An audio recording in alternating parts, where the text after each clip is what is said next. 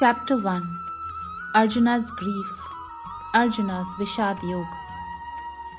Dhritarashtra said, O Sanjay, after gathering on the holy field of Kurukshetra and desiring to fight, what did my sons and the sons of Pandu do? Sanjay said, on observing the Pandava army standing in military formation, King Duryodhan approached his teacher Dronacharya and said the following words. Duryodhan said, Respected teacher, behold the mighty army of the sons of Pandu, so expertly arrayed for battle by your own gifted disciple, the son of Drupad. Behold, in their ranks are many powerful warriors like Yuyudhan, Virat, and Drupad, wielding mighty bows and equal in military prowess to Bhim and Arjun. There are also accomplished heroes like Drishtaketu, Chekitan, the gallant king of Kashi, Purujit, Kunti Bhoj, and Shaibya, all the best of men. In their ranks, they also have the courageous Yudhamanyu, the gallant Uttamoja, the son of Subhadra, and the sons of Draupadi, who are great warrior chiefs. O best of Brahmins, hear too about the principal generals on our side, who are especially qualified to lead. These I now recount unto you. There are personalities like yourself, Bhishma, Karna, Kripa, Ashwathama, Vikarn, and Bhurishrava, who are ever victorious in battle. Also there are many other heroic warriors who are prepared to lay down their lives for my sake. They are all skilled in the art of warfare and equipped with various kinds of weapons. The strength of our army is unlimited, and we are safely marshalled by grandsire Bhishma, while the strength of the Pandava army, carefully marshalled by Bhim, is limited. Therefore, I call upon all the generals of the Kaurava army now to give full support to grandsire Bhishma, even as you defend your respective strategic points.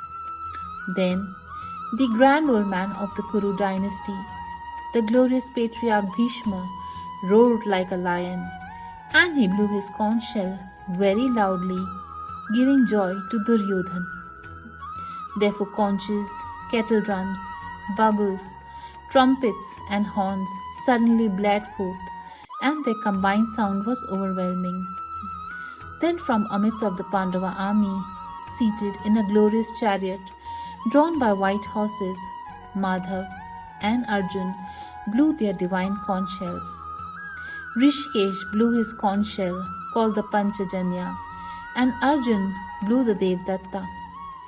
Bhim, the voracious eater and performer of Herculean tasks, blew his mighty conch called Pondra.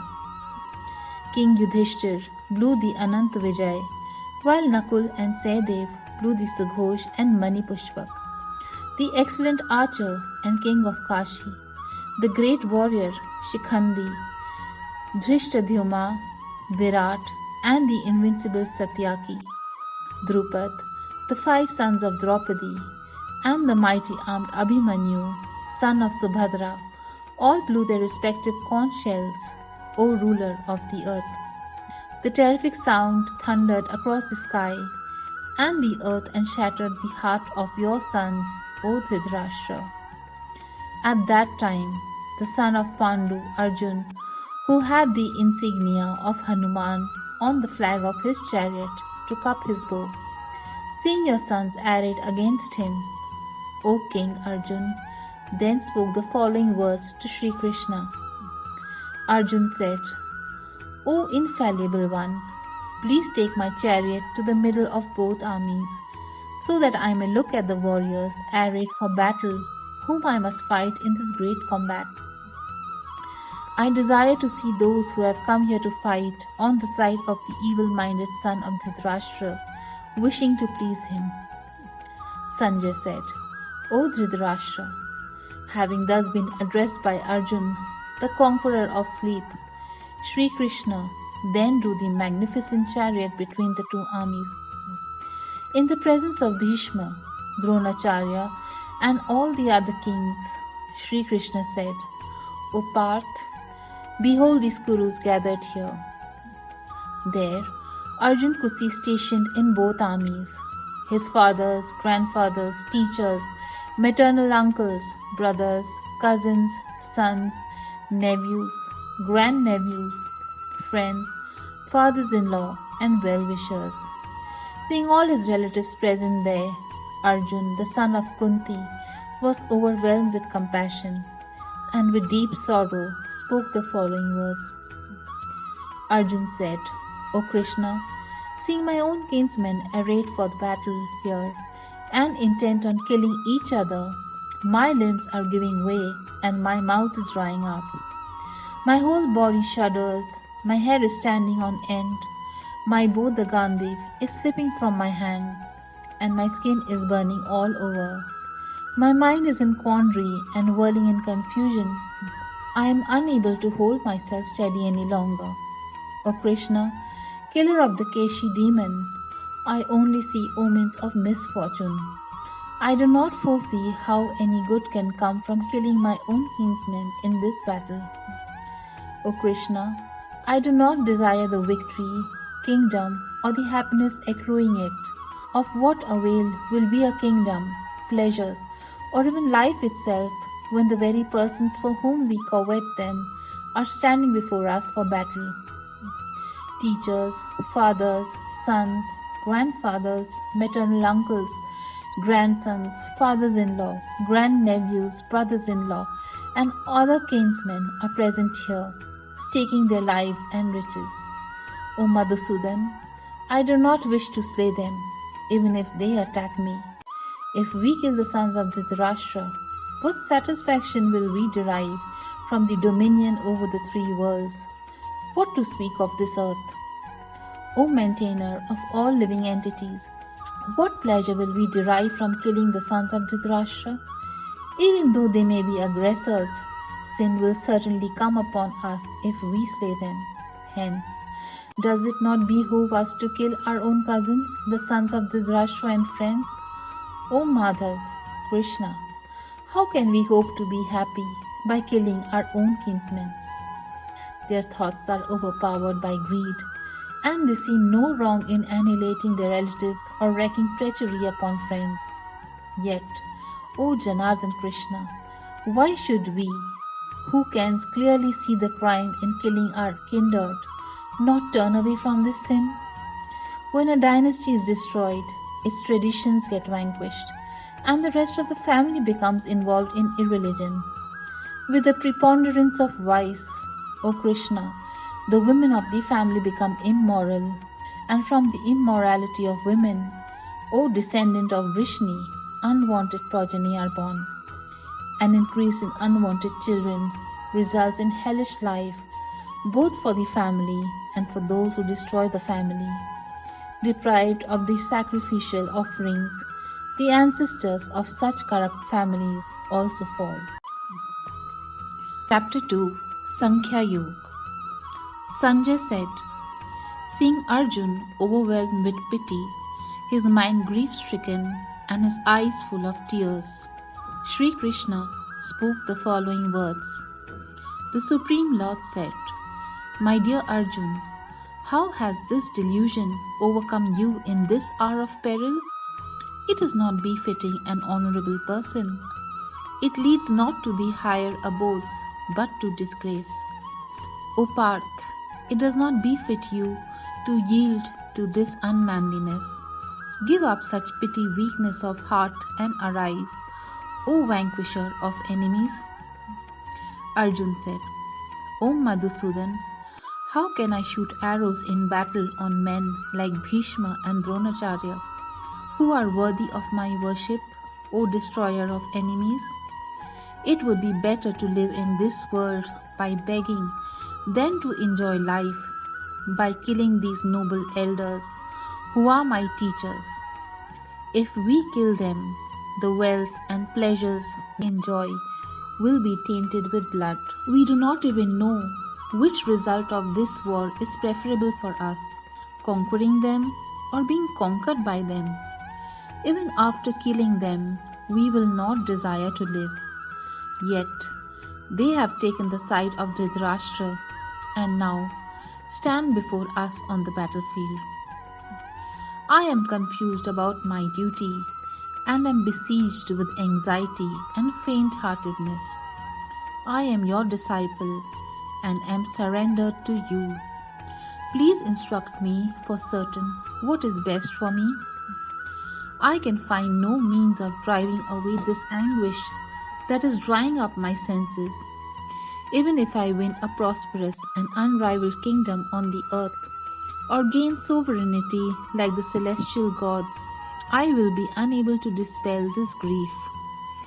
Sanjay said, having thus spoken, Gudakesh, that chastiser of enemies, addressed Rishikesh, Govind, I shall not fight and become silent. O Dhritarashtra, thereafter in the midst of both the armies, Sri Krishna smilingly spoke the following words to the grief-stricken Arjuna. The Supreme Lord said, while you speak words of wisdom, you are mourning for that which is not worthy of grief. The wise lament neither for the living nor for the dead. Never was there a time when I did not exist, nor you, nor all these kings, nor in the future shall any of us cease to be. Just as the embodiment soul continuously passes from childhood to youth to old age, similarly, at the time of death, the soul passes into another body. The wise are not deluded by this. O son of Kunti, the contact between the senses and the sense objects gives rise to fleeting perceptions of happiness and distress. These are non-permanent and come and go like the winter and summer seasons. O descendant of Bharat, one must learn to tolerate them without being disturbed.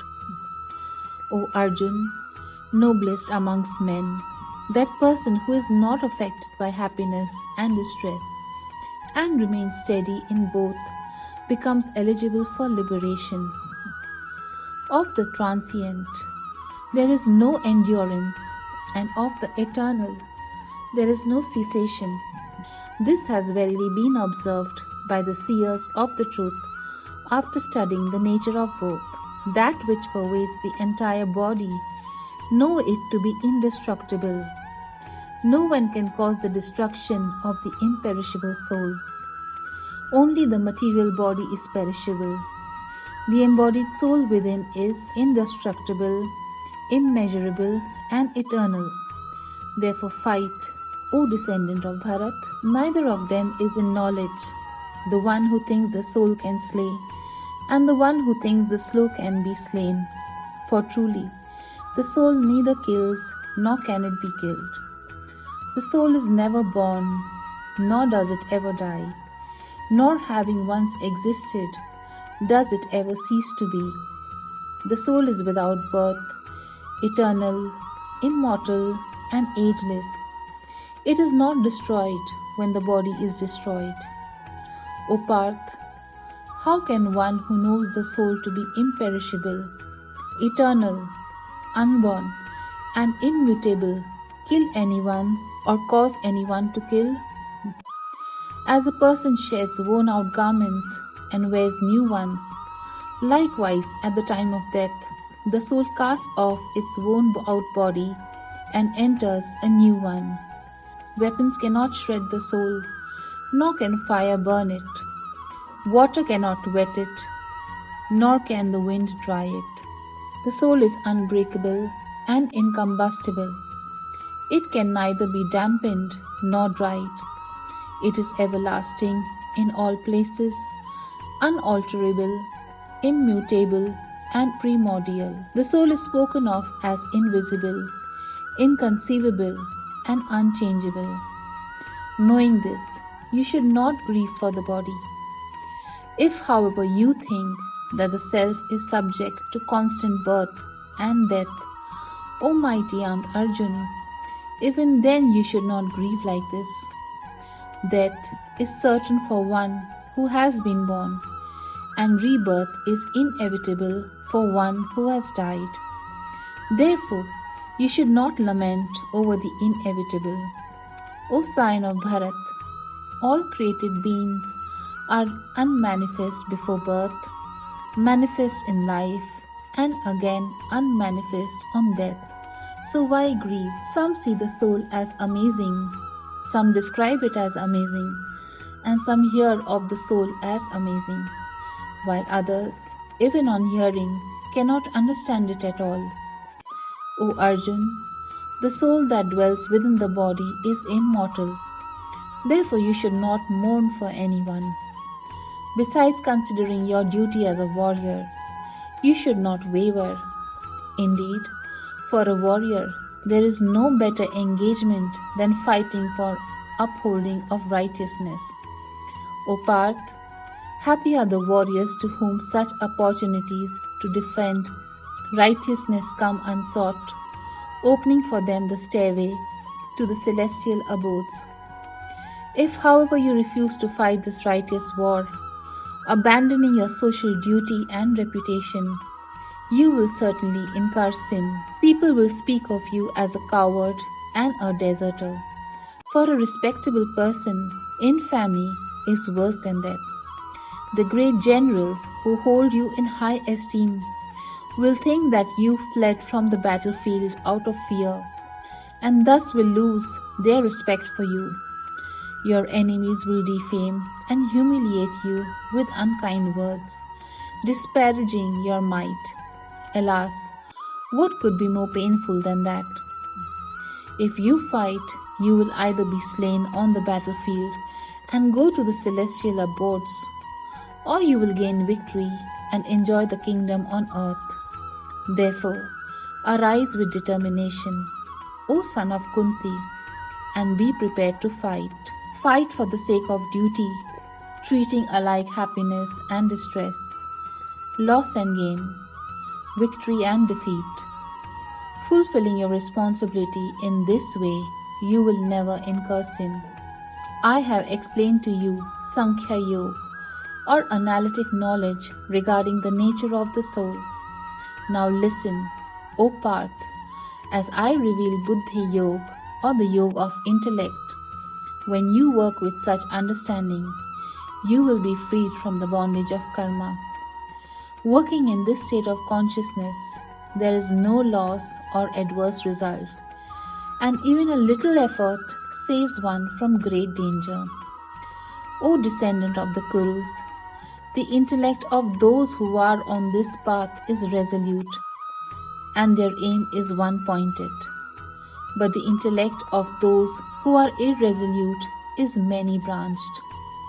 Those with limited understanding get attracted to the flowery words of the Vedas, which advocate ostentatious rituals for elevation to the celestial abodes, and presume no higher principle is described in them. They glorify only those portions of the Vedas that please their senses, and perform pompous ritualistic ceremonies for attaining high birth, opulence, sensual enjoyment, and elevation to the heavenly planets. With their minds deeply attached to worldly pleasures, and their intellects bewildered by such things, they are unable to possess the resolute determination for success on the path to God. The Vedas deal with the three modes of material nature, O Arjun. Rise above the three modes to a state of pure spiritual consciousness, freeing yourself from dualities, eternally fixed in truth, and without concern for material gain and safety. Be situated in the self. Whatever purpose is served by a small well of water is naturally served in all respects by a large lake. Similarly, one who realizes the absolute truth also fulfills the purpose of all the Vedas. You have a right to perform your prescribed duties, but you are not entitled to the fruits of your actions. Never consider yourself to be the cause of the results of your activities, nor be attached to inaction.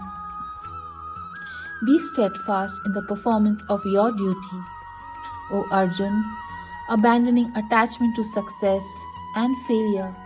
Such equanimity is called yoga.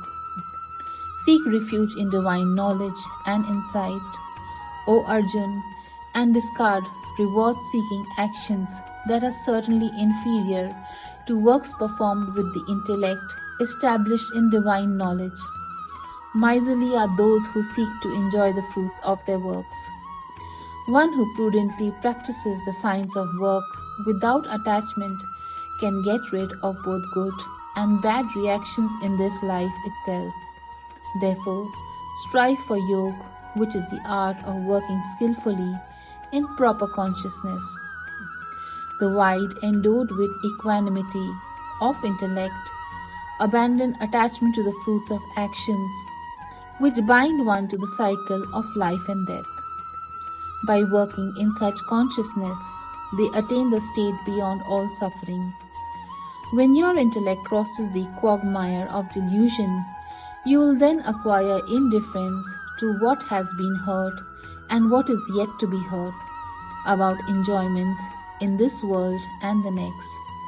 When your intellect ceases to be allured by the fruitive sections of the Vedas and remains steadfast in divine consciousness, you will then attain the state of perfect yoga. Arjun said, O Keshav, what is the disposition of one who is situated in divine consciousness? How does an enlightened person talk? How does he sit? How does he walk? The Supreme Lord said, O Parth, when one discards all selfish desires and cravings of the senses that torment the mind and becomes satisfied in the realization of the self, such a person is said to be transcendentally situated. One whose mind remains undisturbed amidst misery, who does not crave for pleasure, and who is free from attachment, fear, and anger, is called a sage of steady wisdom. One who remains unattached under all conditions and is neither delighted by good fortune nor dejected by tribulation, he is a sage with perfect knowledge. One who is able to withdraw the senses from their objects, just as a tortoise withdraws its limbs into its shell, is established in divine wisdom. Aspirants may restrain the senses from their objects of enjoyment, but the taste for the sense objects remains. However, even this taste ceases for those who realizes the Supreme. The senses are so strong and turbulent, O son of Kunti, that they can forcibly carry away the mind even of a person endowed with discrimination and practicing self-control. They are established in perfect knowledge who subdue their senses and keep their minds ever absorbed in me. While contemplating on the objects of the senses, one develops attachment to them. Attachment leads to desire, and from desire arises anger. Anger leads to clouding of judgment, which results in bewilderment of the memory. When the memory is bewildered, the intellect gets destroyed, and when the intellect is destroyed, one is ruined. But one who controls the mind and is free from attachment and aversion, even while using the objects of the senses, attains the grace of God. By divine grace comes the peace in which all sorrows end, and the intellect of such a person of tranquil mind soon becomes firmly established in God. But an undisciplined person who has not controlled the mind and senses can neither have a resolute intellect nor steady contemplation on God. For one who never unites the mind with God, there is no peace, and how can one who lacks peace be happy?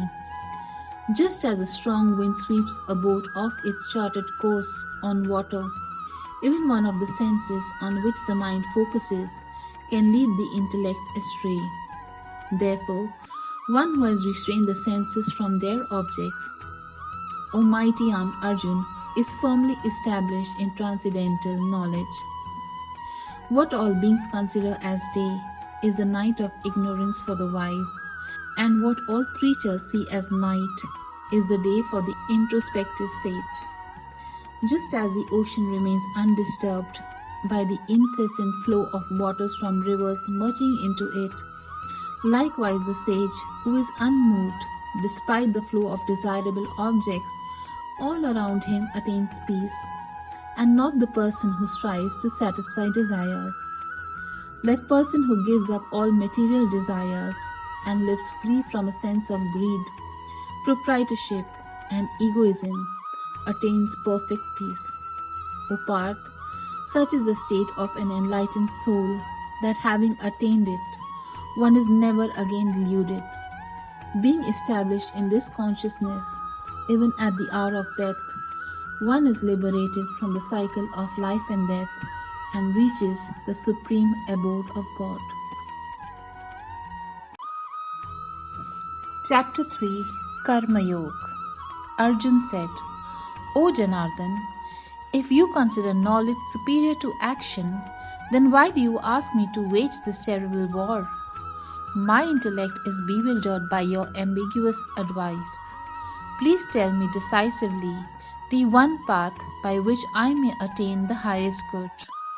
The Blessed Lord said, O sinless one, the two paths leading to enlightenment were previously explained by me. The path of knowledge, for those inclined towards contemplation, and the path of work, for those inclined towards action. One cannot achieve freedom from karmic reactions by merely abstaining from work, nor can one attain perfection of knowledge by mere physical renunciation. There is no one who can remain without action even for a moment. Indeed, all beings are compelled to act by their qualities, born of material nature, the three gunas. Those who restrain the external organs of action while continuing to dwell on sense objects in the mind certainly delude themselves and are to be called hypocrites. But those karma yogis who control their knowledge senses with the mind, O Arjuna, and engage the working senses in working without attachment are certainly superior. You should thus perform your prescribed Vedic duties, since action is superior to inaction. By ceasing activity, even your bodily maintenance will not be possible. Work must be done as a yagna, sacrifice to the Supreme Lord. Otherwise, work causes bondage in this material world. Therefore, O son of Kunti, perform your prescribed duties without being attached to the results for the satisfaction of God. In the beginning of creation, Brahma created human mankind along with duties and said, prosper in the performance of these yajnas, sacrifices, for they shall bestow upon you all you wish to achieve. By your sacrifice, the celestial gods will be pleased, and by cooperation between humans and the celestial gods, prosperity will reign for all. The celestial gods, being satisfied by the performance of sacrifice, will grant you all the desired necessities of life. But those who enjoy what is given to them without making offerings in return are verily thieves. The spiritually minded who eat food that is first offered in sacrifice are released from all kinds of sin. Others who cook food for their own enjoyment verily eat only sin. All living beings subsist on food, and food is produced by rains. Rains come from the performance of sacrifice, and sacrifice is produced by the performance of prescribed duties. The duties for human beings are described in the Vedas, and the Vedas are manifested by God Himself. Therefore, all-pervading Lord is eternally present in acts of sacrifice.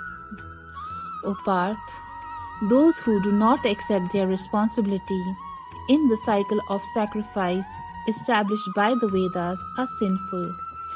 They live only for the delight of their senses. Indeed, their lives are in vain. But those who rejoice in the self, who are illuminated and fully satisfied in the self, for them there is no duty. Such self-realized souls have nothing to gain or lose either in discharging or renouncing their duties, nor do they need to depend on other living beings to fulfill their self-interest. Therefore, giving up attachment, perform actions as a matter of duty, for by working without being attached to the fruits, one attains the Supreme. By performing their prescribed duties, King Janak and others attain perfection. You should also perform your work to set an example for the good of the world. Whatever actions great persons perform, common people follow. Whatever standards they set, all the world pursues. There is no duty for me to do in all the three worlds, O Parth, nor do I have anything to gain or attain, yet I am engaged in prescribed duties. For if I did not carefully perform the prescribed duties, O Parth, all men would follow my path in all respects. If I cease to perform prescribed actions, all these worlds would perish. I would be responsible for the pandemonium that would prevail, and would thereby destroy the peace of the human race. As ignorant people perform their duties with attachment to the results, O scion of Bharat, so should the wise act without attachment, for the sake of leading people on the right path. The wise should not create discord in the intellects of ignorant people who are attached to fruitive actions, by inducing them to stop work. Rather, by performing their duties in an enlightened manner, they should inspire the ignorant also to do their prescribed duties. All activities are carried out by the three modes of material nature. But in ignorance, the soul, deluded by false identification with the body, thinks itself to be the doer. O mighty armed Arjun, illumined persons distinguish the soul as distinct from gunas and karmas. They perceive that it is only the gunas, in shape of the senses, mind, etc., that move amongst the gunas, in the shape of the objects of perception, and thus they do not get entangled in them. Those who are deluded by the operation of the gunas become attached to the results of their actions. But the wise, who understand these truths, should not unsettle such ignorant people who know very little. Performing all works as an offering unto me, constantly meditate on me as the Supreme. Become free from desire and selfishness, and with your mental grief departed, fight. Those who abide by these teachings of mine with profound faith and evil from Keval are released from the bondage of karma.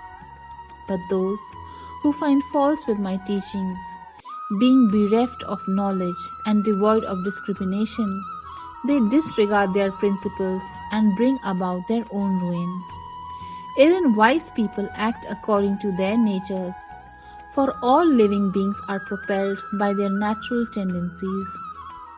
What will one gain by repression? The senses naturally experience attachment and aversion to the sense objects, but do not be controlled by them, for they are waylayers and foes. It is far better to perform one's natural prescribed duty, though tinged with faults, than to perform another's prescribed duty, though perfectly. In fact, it is preferable to die in the discharge of one's duty than to follow the path of another, which is fraught with danger.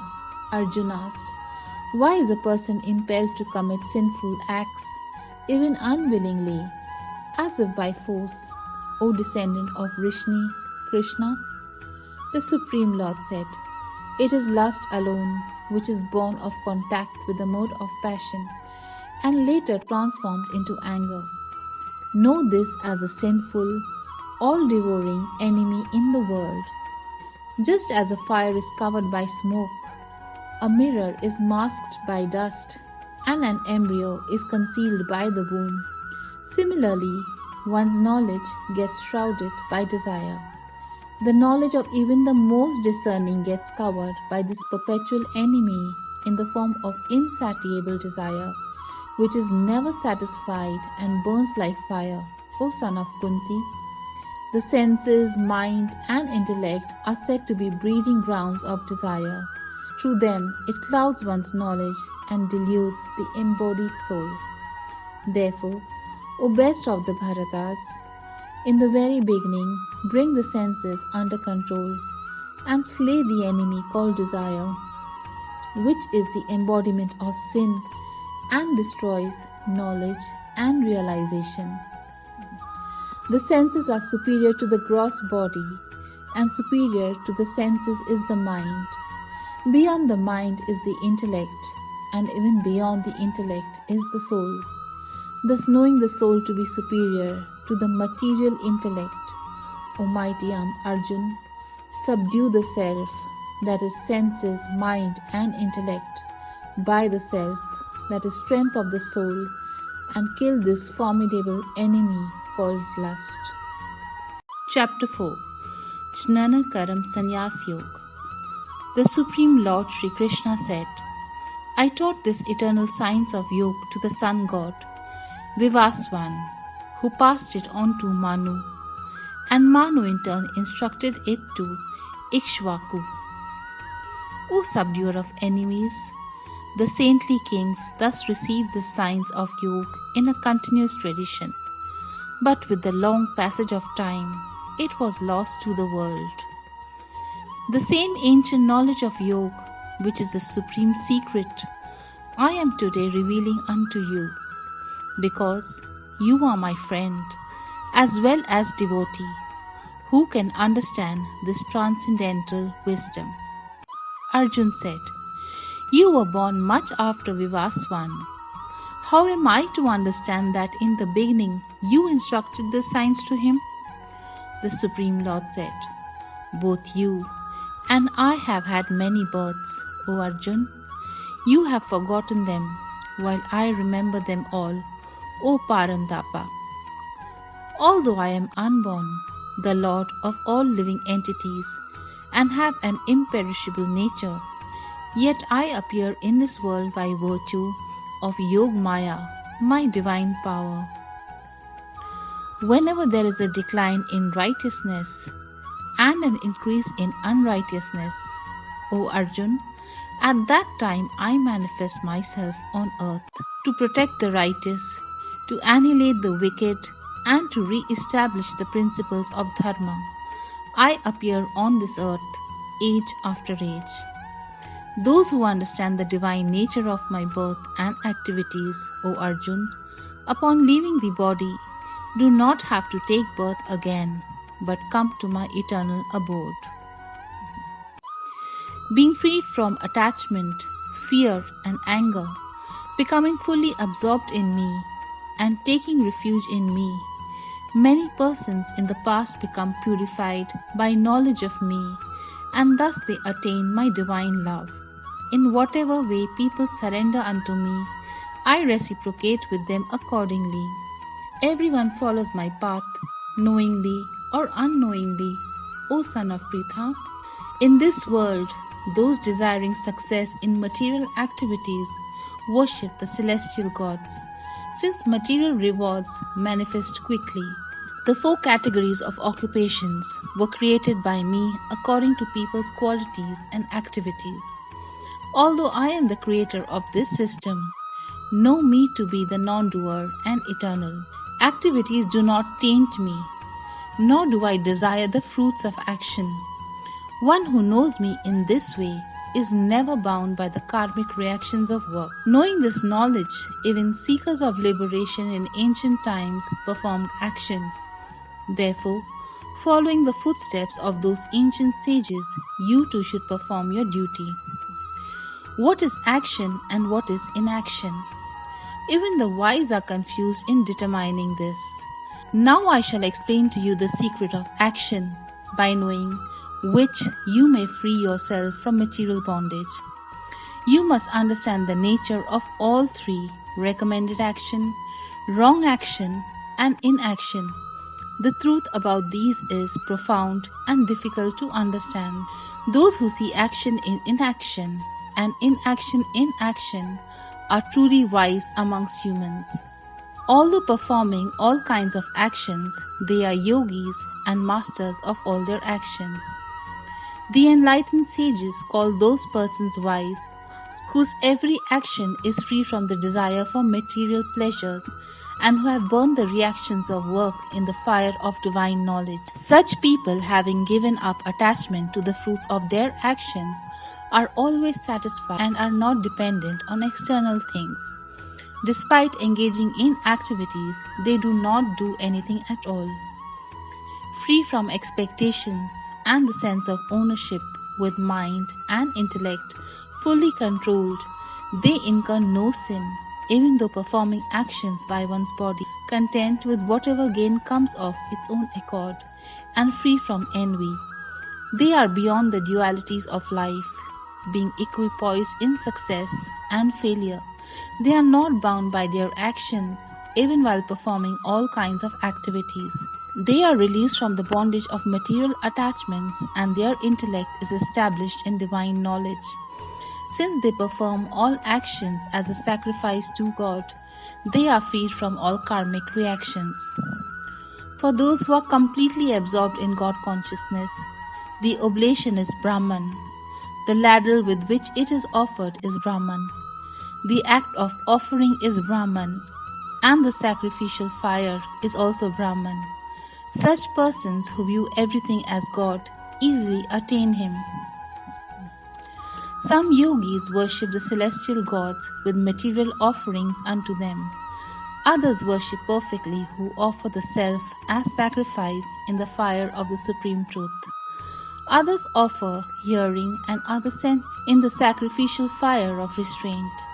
Still others offer sound and other objects of the senses as sacrifice in the fire of the senses. Some, inspired by knowledge, offer the functions of all their senses and their life energy in the fire of the controlled mind.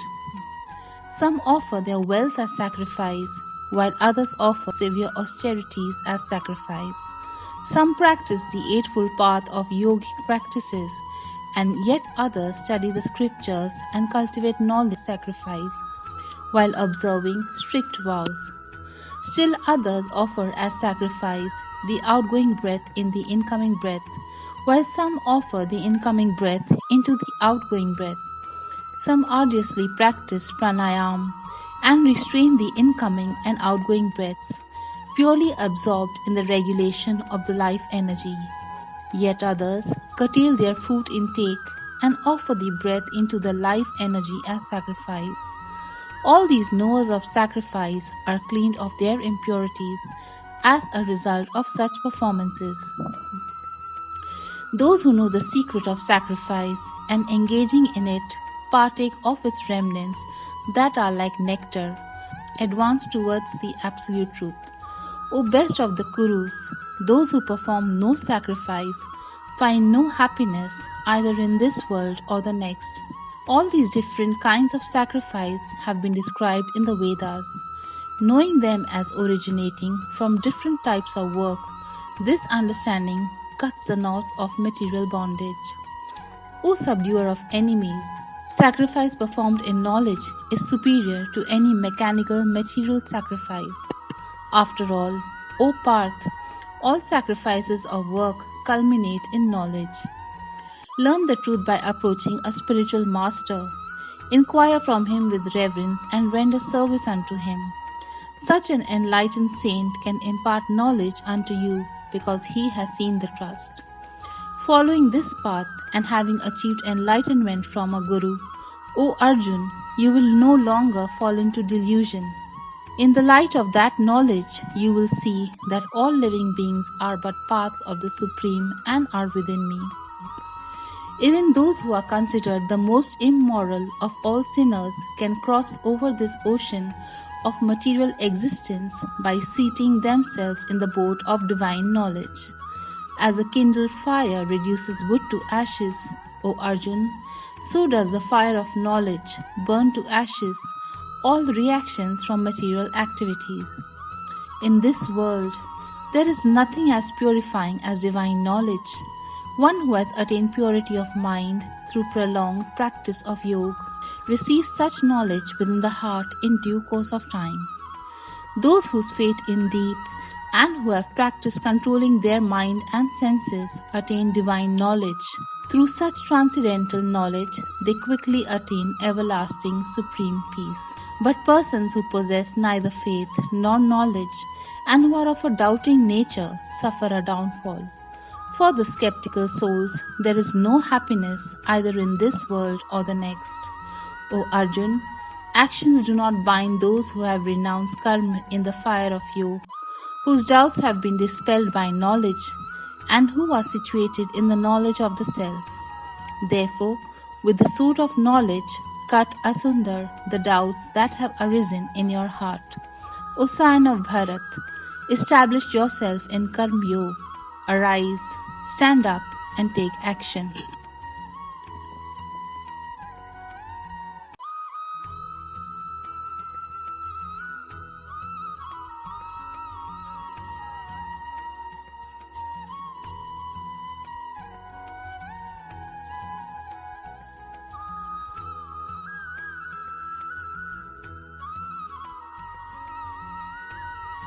Chapter 5 Karam Sannyas Yoga. Arjun said, O Shri Krishna, you praised Karam Sannyas, that is the path of renunciation of actions, and you also advised to do Karam Yoga, work with devotion. Please tell me decisively, which of the two is more beneficial? The Supreme Lord said, both the path of Karam Sannyas, renunciation of actions, and Karam Yoga, working in devotion, lead to the supreme goal. But Karam Yoga is superior to Karam Sannyas.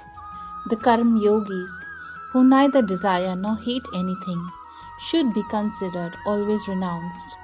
Free from all dualities, they are easily liberated from the bonds of material energy.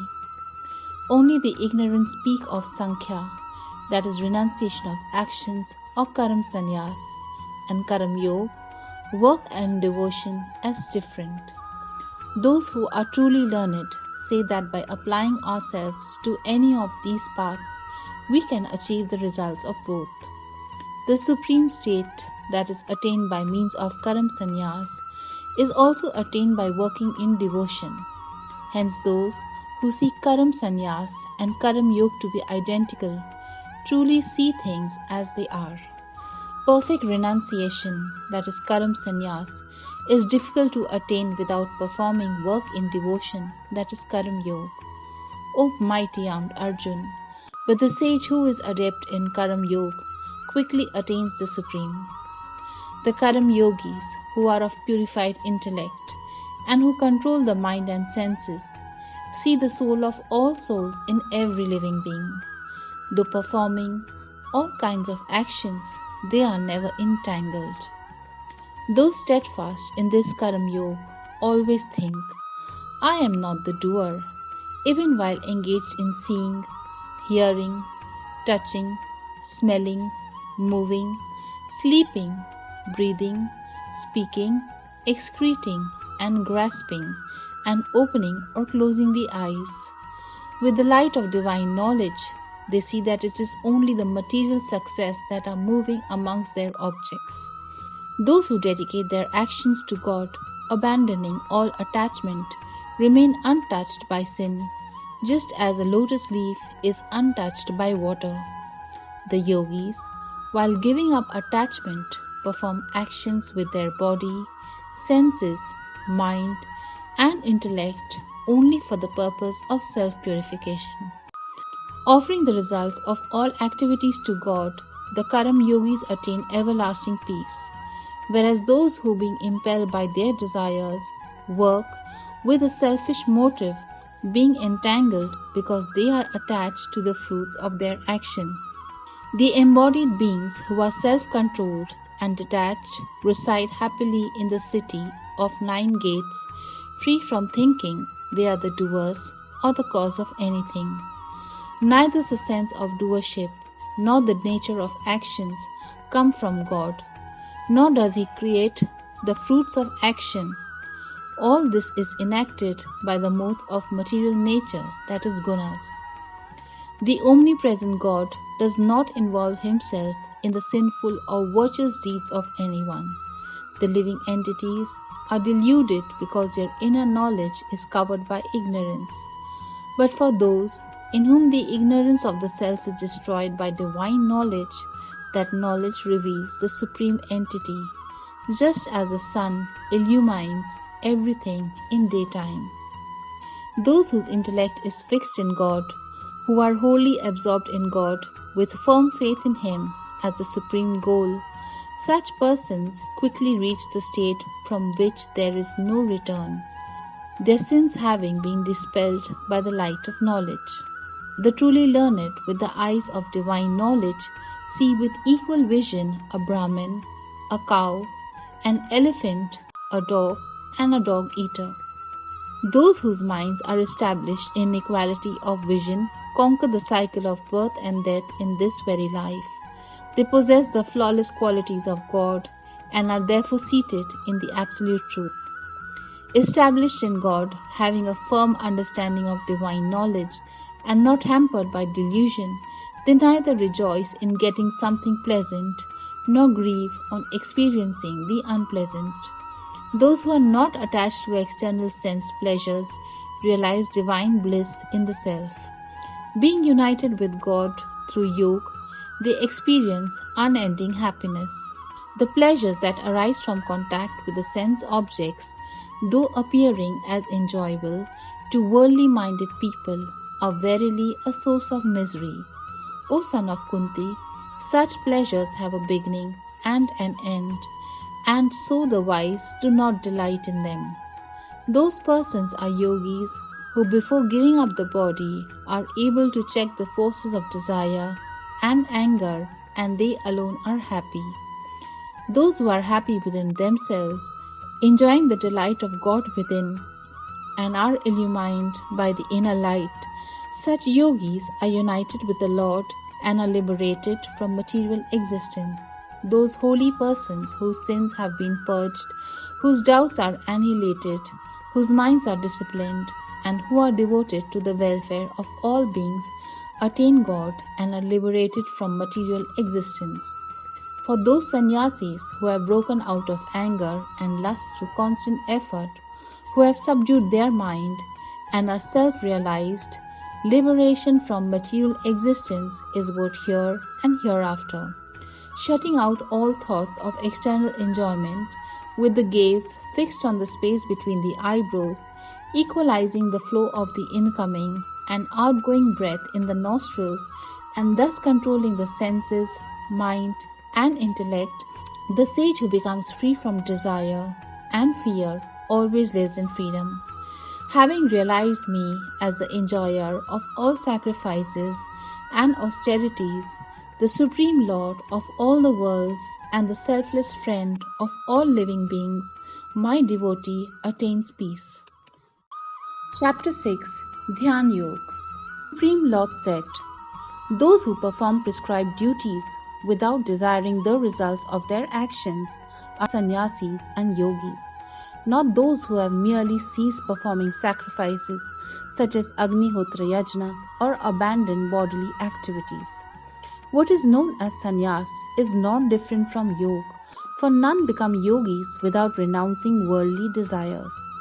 To the soul who is aspiring for perfection in yoga, work without attachment is said to be the means. To the sage who is already elevated in yoga, tranquility in meditation is said to be the means. When one is neither attached to sense objects nor to actions, that person is said to be elevated in the science of yoga, for having renounced all desires for the fruits of actions. Elevate yourself to the power of your mind and not degrade yourself, for the mind can be the friend and also the enemy of the self. For those who have conquered the mind, it is their friend. For those who have failed to do so, the mind works like an enemy. The yogis who have conquered the mind rise above the dualities of cold and heat, joy and sorrow, honor and dishonor. Such yogis remain peaceful and steadfast in their devotion to God. The yogi who is satisfied by knowledge and discrimination and have conquered their senses remain undisturbed in all circumstances. They see everything, dirt, stones, and gold as the same. The yogis look upon all, well-wishers, friends, foes, the pious and the sinners with an impartial intellect. The yogi, who is of equal intellect towards friend, companion, and foe, neutral among enemies and relatives, and impartial between the righteous and sinful, is considered to be distinguished among humans. Those who seek the state of yoga should reside in seclusion, constantly engaged in meditation with a controlled mind and body, getting rid of desires and possessions for enjoyment. To practice yoga, one should make an asan in a sanctified place by placing kush grass, deerskin, and a cloth one over the other. The asan should be neither too high nor too low. Seated firmly on it, the yogi should strive to purify the mind by focusing it in meditation, with one-pointed concentration, controlling all thoughts and activities. He must hold the body, neck, and head firmly in a straight line and gaze at the tip of the nose without allowing the eyes to wander. Thus, with a serene, fearless, and unwavering mind and staunch in the vow of celibacy, the vigilant yogi should meditate on me, having me alone as the supreme goal.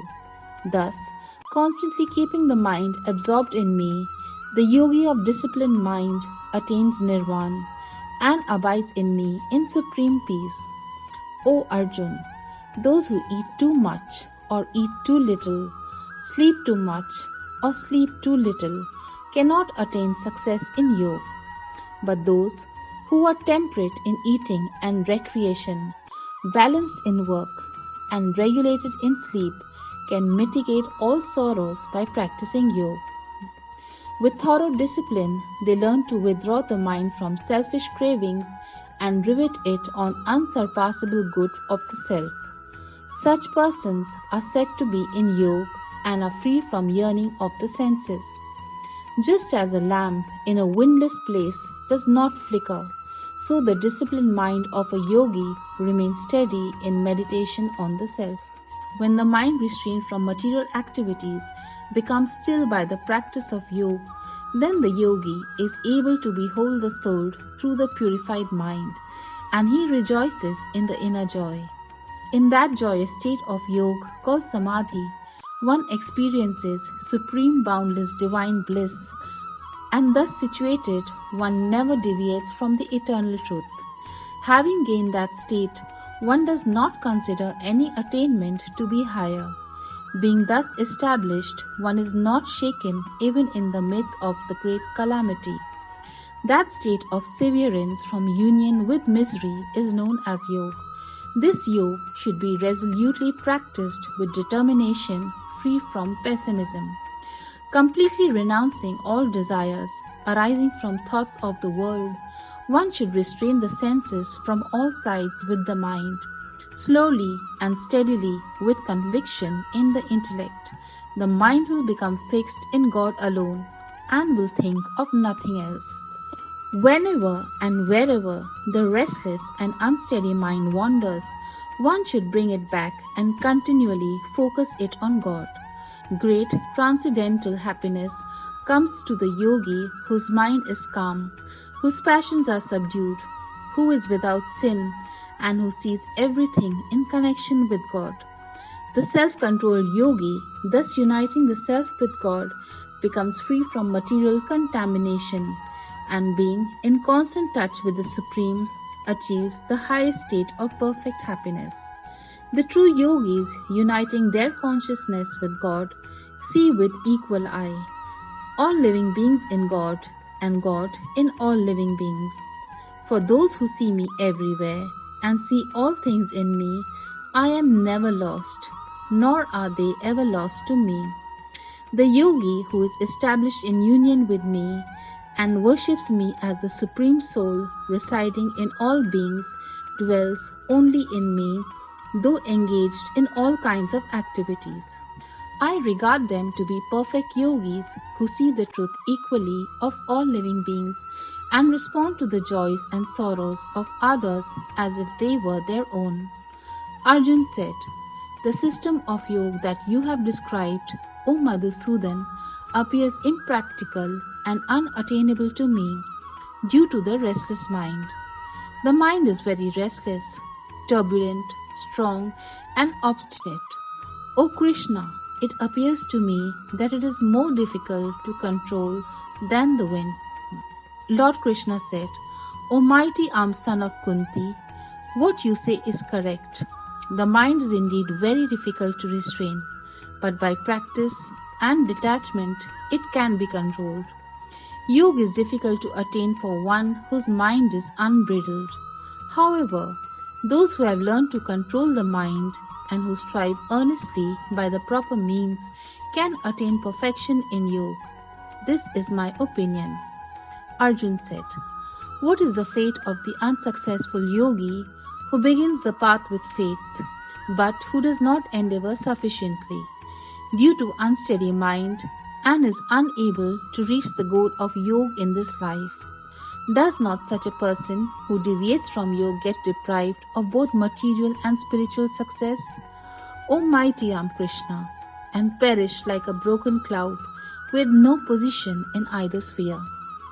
O Krishna, please dispel this doubt of mine completely, for who other than you can do so?" The Supreme Lord said, "O Parth, one who engages on the spiritual path does not meet with destruction either in this world or the world to come. My dear friend, one who strives for God realization is never overcome by evil. The unsuccessful yogis, upon death, go to the abodes of the virtuous. After dwelling there for many ages, they are again reborn in the earth plane, into a family of pious and prosperous people. Else, if they had developed this passion due to long practice of yoga, they are born into a family endowed with divine wisdom. Such a birth is very difficult to attain in this world. Or taking such a birth, O descendant of Gurus, they reawaken the wisdom of their previous lives and strive even harder towards perfection in yoga. Indeed, they feel drawn towards God even against their will on the strength of their past discipline. Such seekers naturally rise above the ritualistic principles of their scriptures. With the accumulated merits of many past births, when these yogis engage in sincere endeavor in making further progress, they become purified from material desires and attain perfection in this life itself.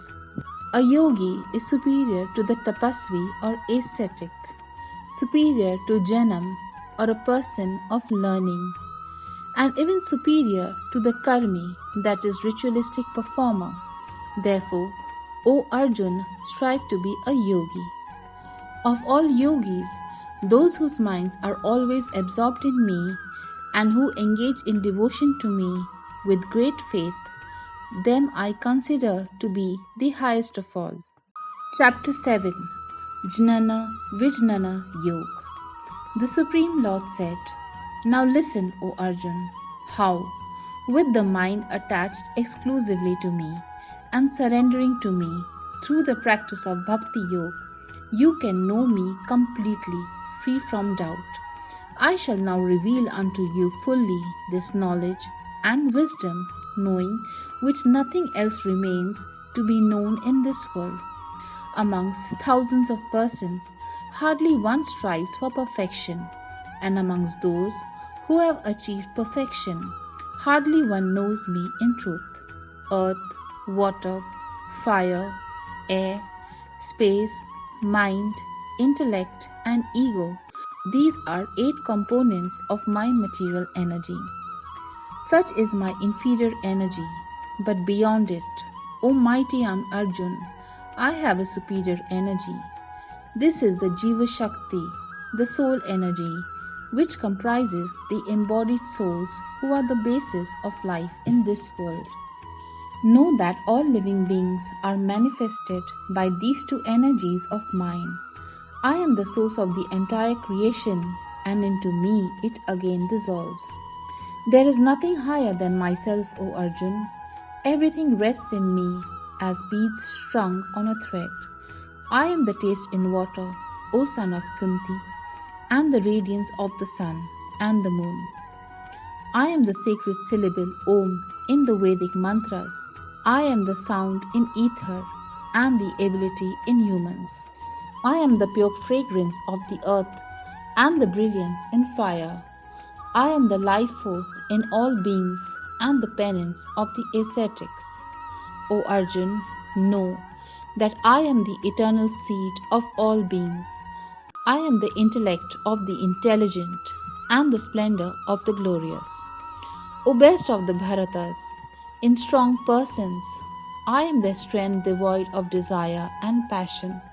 I am sexual activity, not conflicting with virtue or scriptural injunctions. The three states of material existence, goodness, passion, and ignorance, are manifested by my energy. They are in me, but I am beyond them.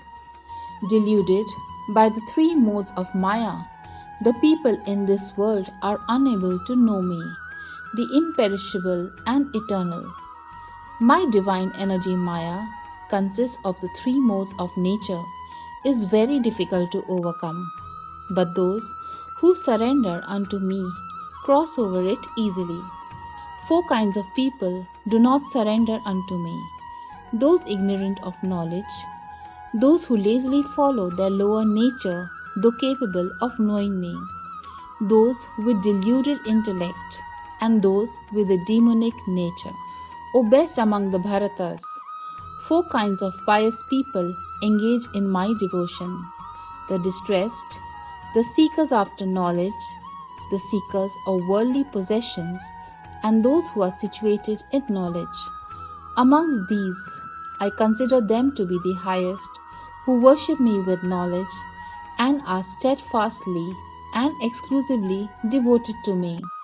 I am very dear to them, and they are dear to me. Indeed, all those who are devoted to me are indeed noble, but those in knowledge, who are of steadfast mind, whose intellect is merged in me, and who have made me alone as their supreme goal, I consider as my very self. After many births of spiritual practice, one who is endowed with knowledge surrenders unto me, knowing me to be all that is. Such a great soul is indeed very rare. Those whose knowledge has been carried away by material desires surrender to the celestial gods. Following their own nature, they worship the Devtas, practicing rituals meant to propitiate these celestial personalities. Whatever celestial form a devotee seeks to worship with faith, I study the faith of such a devotee in that form. Endowed with faith, the devotee worships a particular celestial god and obtains the objects of desire. But in reality, I alone arrange these benefits. But the fruit gained by these people of small understanding is perishable. Those who worship the celestial gods go to the celestial abodes, while my devotees come to me. The less intelligent think that I, the Supreme Lord Sri Krishna, was formless earlier and have now assumed this personality. They do not understand the imperishable exalted nature of my personal form. I am not manifest to everyone, being wielded by my divine Yogmaya energy. Hence those without knowledge do not know that I am without birth and changeless.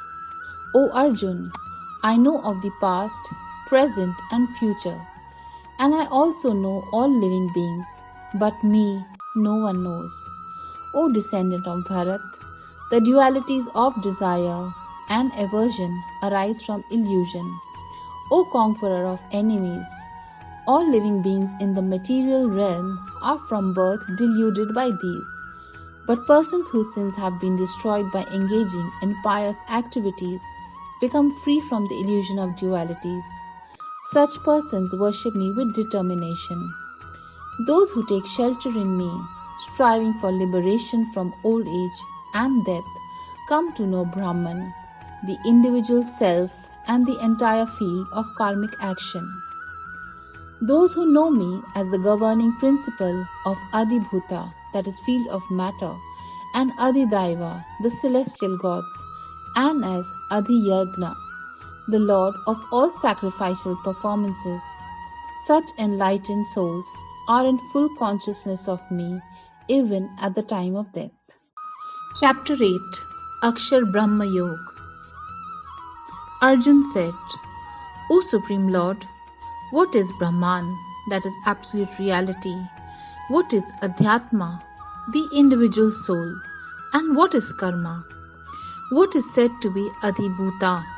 And who is said to be Adhidaiva? Who is Adhiyajna in the body? And how is he the Adhiyajna?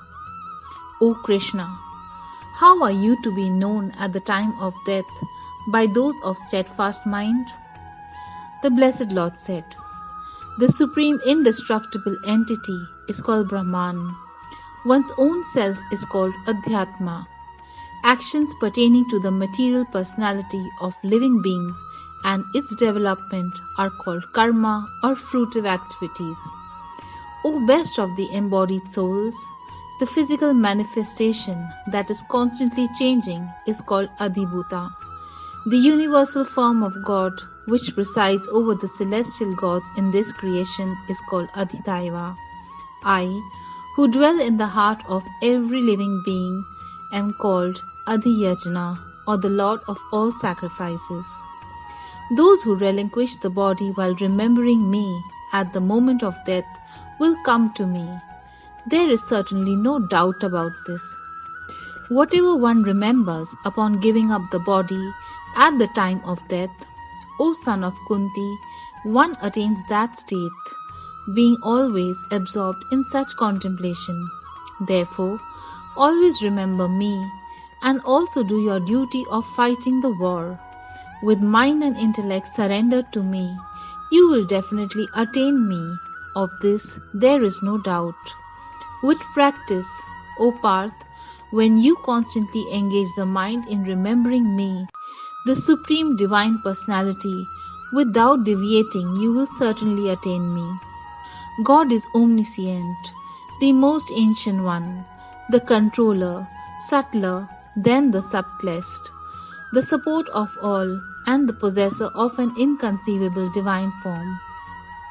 He is brighter than the sun, and beyond all darkness of ignorance, one who at the time of death, with unmoving mind, attained by the practice of yoga, fixes the pran, that is life airs, between the eyebrows, and steadily remembers the Divine Lord with great devotion, certainly attains him. Scholars of the Vedas describe him as imperishable. Great ascetics practice the vow of celibacy and renounce worldly pleasures to enter into him. I shall now explain to you briefly the path to that goal. Restraining all the gates of the body and fixing the mind in the heart region, and then drawing the life breath to the head, one should get established in steadfast yogic concentration. One who departs from the body while remembering me, the Supreme Personality, and chanting the syllable Om will attain the supreme goal. O Parth, for those yogis who always think of me with exclusive devotion, I am easily attainable because of their constant absorption in me. Having attained me, the great souls are no more subject to rebirth in this world, which is transient and full of misery, because they have attained the highest perfection. In all the worlds of this material creation, up to the highest abode of Brahma, you will be subject to rebirth, O Arjun. But on attaining my abode, O son of Kunti, there is no further rebirth.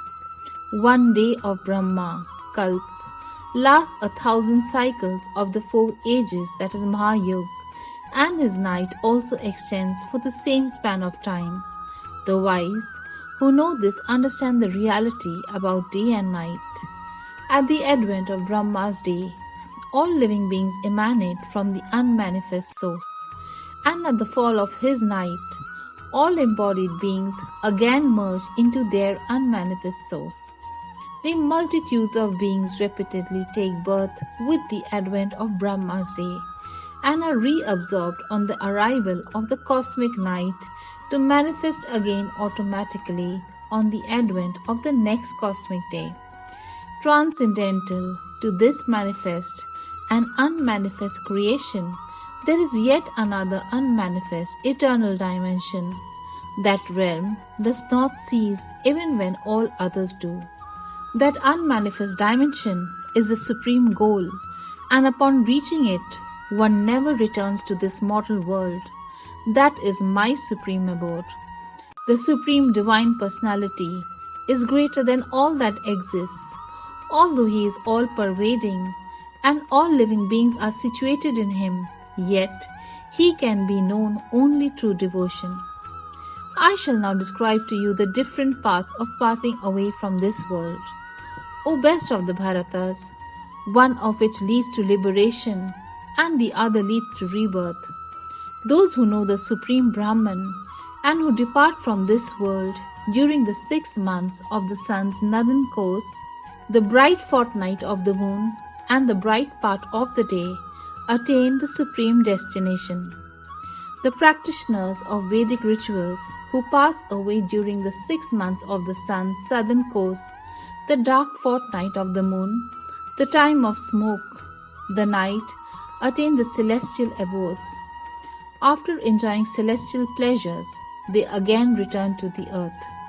These two bright and dark paths always exist in this world. The way of light leads to liberation, and the way of darkness leads to rebirth.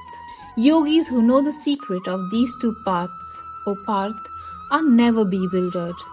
Therefore, at all times be situated in Yog, union with God. The yogis who know this secret gain merit far beyond the fruits of Vedic rituals. The study of the Vedas, performance of sacrifices, austerities, and charities, such yogis reach the supreme abode. Chapter 9, Raja Vidyayog. The Supreme Lord said, O Arjun, because you are not envious of me, I shall now impart to you this very confidential knowledge and wisdom, upon knowing which you will be released from the miseries of material existence. This knowledge is the king of sciences and the most profound of all secrets. It purifies those who hear it. It is directly realizable in accordance with dharma, easy to practice and everlasting in effect. People who have no faith in this dharma are unable to attain me. O conqueror of enemies, they repeatedly come back to this world in the cycle of birth and death. This entire cosmic manifestation is pervaded by me in my unmanifest form. All living beings dwell in me, but I do not dwell in them. And yet, the living beings do not abide in me. Behold the mystery of my divine energy. Although I am the creator and sustainer of all living beings, I am not influenced by them or my material nature. Know that as the mighty wind blowing everywhere rests always in the sky, likewise, all living beings rest always in me. At the end of one kalp, all living beings merge into my primordial material energy. At the beginning of the next creation, O son of Kunti, I manifest them again. Presiding over my material energy, I generate these myriad forms again and again, in accordance with the force of their natures. O conqueror of wealth, none of these actions bind me. I remain like a neutral observer, ever detached from these actions. Working under my direction, this material energy brings into being all animate and inanimate forms. O son of Kunti, for this reason the material world undergoes the changes of creation, maintenance, and dissolution. When I descend in my personal form, deluded persons are unable to recognize me. They do not know the divinity of my personality as the Supreme Lord of all beings. Bewildered by the material energy, such persons embrace demoniac and atheist views. In that deluded state, their hopes for welfare are in vain. Their fruitive actions are wasted, and their culture of knowledge is baffled. But the great souls who take shelter of my divine energy, O Parth, know me, Lord Krishna, as the origin of all creation. They engage in my devotion with their minds fixed exclusively on me, always singing my divine glories, striving with great determination, and humbly bowing down before me. They constantly worship me in loving devotion. Others engaging in the yajna of cultivating knowledge worship me by many methods. Some see me as undifferentiated oneness that is non-different from them, while others see me as separate from them. Still others worship me in the infinite manifestations of my cosmic form. It is I who am the Vedic ritual, I am the sacrifice, and I am the oblation offered to the ancestors.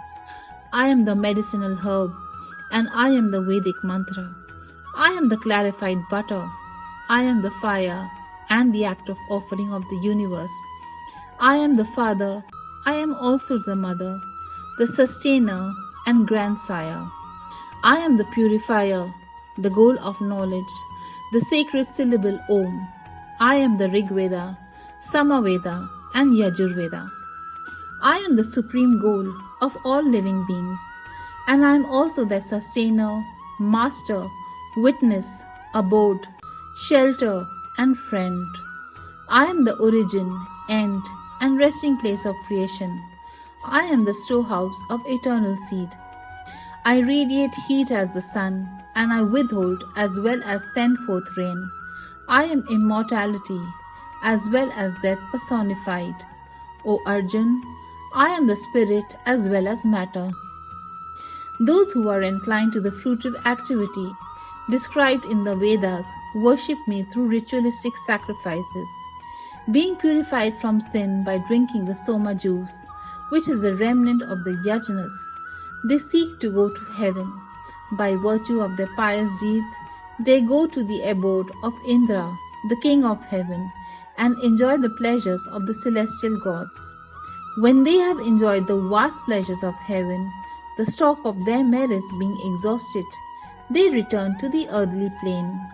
Thus, those who follow the Vedic rituals, desiring objects of enjoyment, repeatedly come and go into this world. There are those who always think of me and engage in exclusive devotion to me. To them, whose minds are always absorbed in me, I provide what they lack and preserve what they already possess. O son of Kunti, even those devotees who faithfully worship other gods also worship me, but they do so by the strong method. I am the enjoyer and the only Lord of all sacrifices, but those who fail to realize my divine nature must be reborn. Worshippers of the celestial gods take birth among the celestial gods. Worshippers of the ancestors go to the ancestors. Worshippers of ghosts take birth among such beings, and my devotees come to me alone. If one offers to me with devotion a leaf, a flower, a fruit, or even water, I delightfully partake of that article offered with love by my devotee in pure consciousness. Whatever you do, whatever you eat, whatever you offer as oblation to the sacred fire, whatever you bestow as a gift, and whatever austerities you perform, O son of Kunti, do them as an offering to me. By dedicating all your works to me, you will be free from the bondage of good and bad results. With your mind attached to me through denunciation, You will be liberated and will reach me. I am equally disposed to all living beings. I am neither inimical nor partial to anyone, but the devotees who worship me with love reside in me and I reside in them. Even if the vilest sinners worship me with exclusive devotion, they are to be considered righteous, for they have made the proper resolve. Quickly they become virtuous and attain lasting peace. O son of Kunti, declare it boldly that no devotee of mine is ever lost. All those who take refuge in me, whatever their birth, race, sex, or caste, even those whom society scorns, will attain the supreme destination. What then to speak about kings and sages with meritorious deeds? Therefore, having come to this transient and joyless world, engage in devotion unto me. Always think of me, be devoted to me, worship me, and offer obeisance to me. Having dedicated your mind and body to me, you will certainly come to me.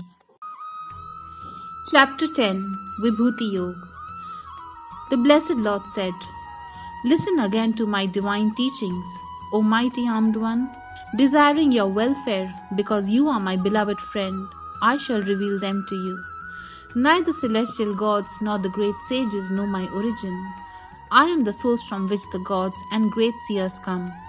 Those who know me as unborn and beginningless, and as the Supreme Lord of the universe, they among mortals are free from illusion and released from all evils. From me alone arise the varieties in the qualities amongst humans, such as intellect, knowledge, clarity of thought, forgiveness, truthfulness, control over the senses and mind, joy and sorrow, birth and death, fear and courage, non-violence, equanimity, contentment, austerity, charity, fame, and infamy. The 7 sages, the 4 great saints before them, and the 14 Manus are all born from my mind. From them, all the people in the world have descended. Those who know in truth my glories and divine powers have become united with me through unwavering bhakti yoga.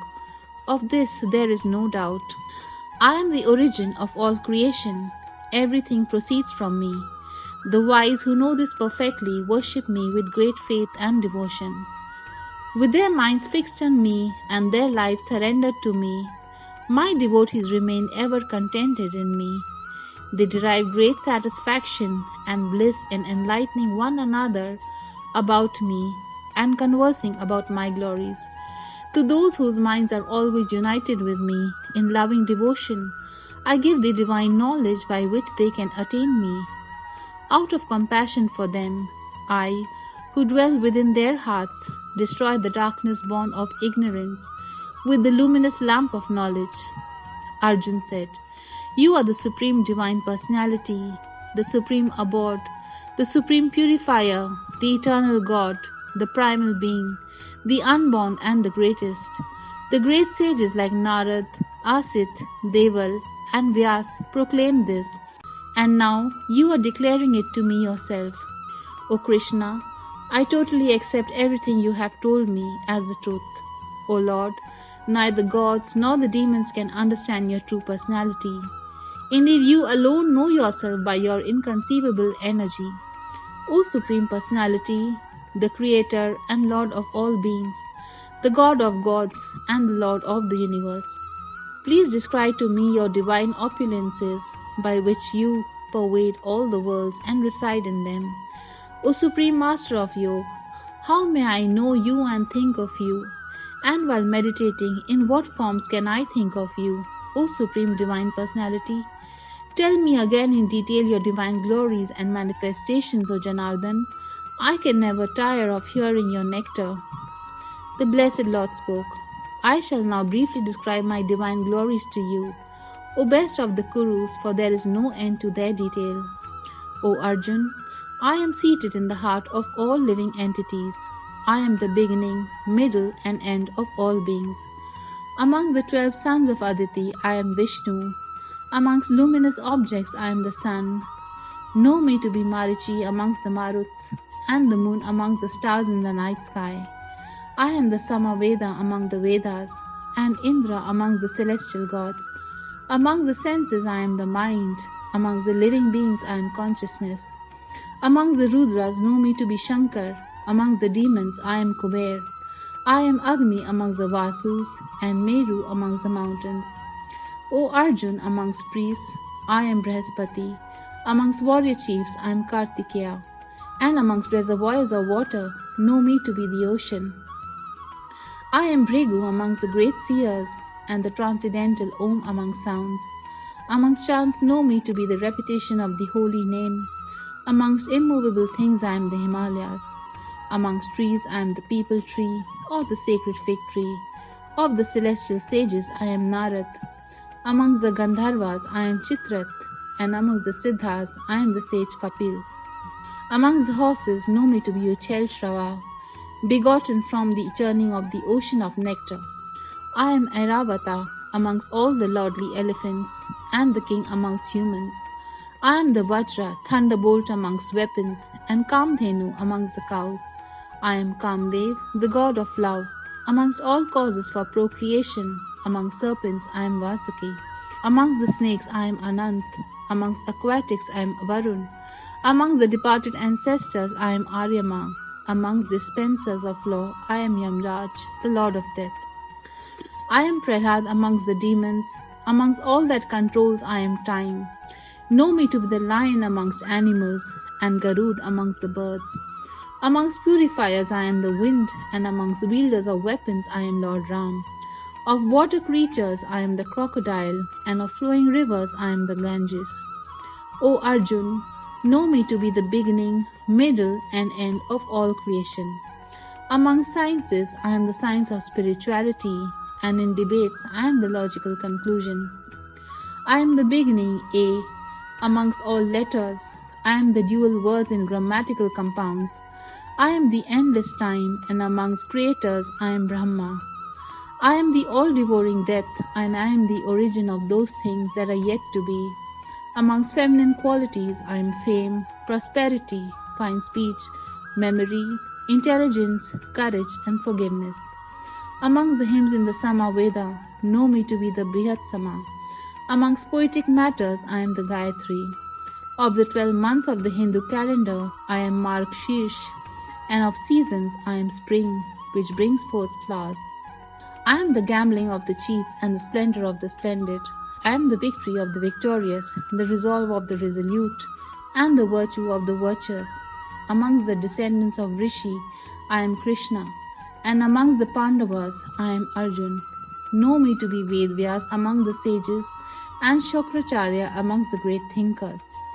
I am just punishment amongst means of preventing lawlessness, and proper conduct among those who seek victory. Among secrets I am silence, and in the wise I am the wisdom. I am the generating seed of all living beings, O Arjun. No creature moving or non-moving can exist without me. There is no end to my divine manifestations, O conqueror of enemies. What I have declared to you is a mere sample of my infinite glories. Whatever you see as beautiful, glorious, or powerful, know it to spring from but a spark of my splendor. What need is there for all this detailed knowledge, O Arjun? Simply know that by one fraction of my being, I pervade and support this entire creation. Chapter 11 Vishwaroop Darshan Yog. Arjun said, having heard the supremely confidential spiritual knowledge which you have revealed out of compassion to me, my illusion is now dispelled. I have heard from you in detail about the appearance and disappearance of all living beings, O lotus-eyed one, and also about your eternal majesty. O Supreme Lord, you are precisely what you declare yourself to be. Now I desire to see your divine cosmic form, O greatest of persons, O Lord of all mystic powers. If you think I am strong enough to behold it, then kindly reveal that imperishable cosmic form to me. The Supreme Lord said, behold, O Parth, my hundreds and thousands of wonderful forms of various shapes, sizes, and colors. Behold in me, O scion of the Bharatas, the 12 sons of Aditi, the 8 Vasus, the 11 Rudras, the twin Ashwini Kumars, as well as the 49 Maruts and many more marvels never revealed before. Behold now, Arjun, the entire universe with everything moving and non-moving assembled together in my universal form. Whatever else you wish to see, observe it all within this universal form. But you cannot see my cosmic form with these physical eyes of yours. Therefore I grant you divine vision. Behold my majestic opulence. Sanjay said, O king, having spoken thus, the Supreme Lord of Yoga, Sri Krishna, displayed his divine and opulent form to Arjun. In that cosmic form, Arjun saw unlimited faces and eyes, decorated with many celestial ornaments and wielding many kinds of divine weapons. He wore many garlands on his body and was anointed with many sweet-smelling heavy fragrances. He revealed himself as the wonderful and infinite Lord whose face is everywhere. If 1,000 suns were to blaze forth together in the sky, they would not match the splendor of that great form. There, Arjun could see the totality of the entire universe established in one place in that body of the God of gods. Then Arjun, full of wonder and with hair standing on end, bowed his head with folded hands before the Lord and addressed him thus. Arjun said, O Sri Krishna, I behold within your body all the gods and hosts of different beings. I see Brahma seated on the lotus flower. I see Shiv, all the sages and the celestial serpents. I see your infinite form in every direction with countless arms, stomachs, faces and eyes. O Lord of the universe, whose form is the universe itself, I do not see in you any beginning, middle or end. I see your form adorned with a crown and armed with the club and disc, shining everywhere as the abode of splendor. It is hard to look upon you in the blazing fire of your effulgence, which is radiating like the sun in all directions. I recognize you as the supreme imperishable being, the ultimate truth to be known by the scriptures. You are the support of all creation. You are the eternal protector of Sanatan Dharma, the eternal religion, and you are the everlasting supreme divine personality. You are without beginning, middle or end. Your power has no limits. Your arms are infinite. The sun and the moon are like your eyes, and fire is like your mouth. I see you warming the entire creation by your radiance. The space between heaven and earth and all the directions are pervaded by you alone. Seeing your wondrous and terrible form, I see the three worlds trembling in fear, O greatest of all beings. All the celestial gods are taking your shelter by entering into you. In awe some are praising you with folded hands. The great sages and perfected beings are extolling you with auspicious hymns and profuse prayers. The Rudras, Adityas, Vasus, Sadhyas, Vishwadevas, Ashwini Kumars, Maruts, ancestors, Gandharvas, Yakshas, Asuras and Siddhas are all beholding you in wonder. O mighty Lord, in veneration of your magnificent form with its many mouths, eyes, arms, thighs, legs, stomachs and terrifying teeth, all the worlds are terror-stricken and so am I. O Lord Vishnu, seeing your form touching the sky, effulgent in many colors, with mouths wide open and enormous blazing eyes, my heart is trembling with fear. I have lost all courage and peace of mind, having seen your many mouths bearing your terrible teeth, resembling the raging fire at the time of annihilation. I forgot where I am, and do not know where to go. O Lord of Lords, you are the shelter of the universe. Please have mercy on me. I see all the sons of Dhritarashtra, along with their allied kings, including Bhishma, Dronacharya, Karan, and also the generals from our side, rushing headlong into your fearsome mouths. I see some with their heads smashed between your terrible teeth. As many waves of the rivers flowing rapidly into the ocean, so are the great warriors entering into your blazing mouths. As moths rush with great speed into the fire to perish, So are all their armies entering with great speed into your mouths.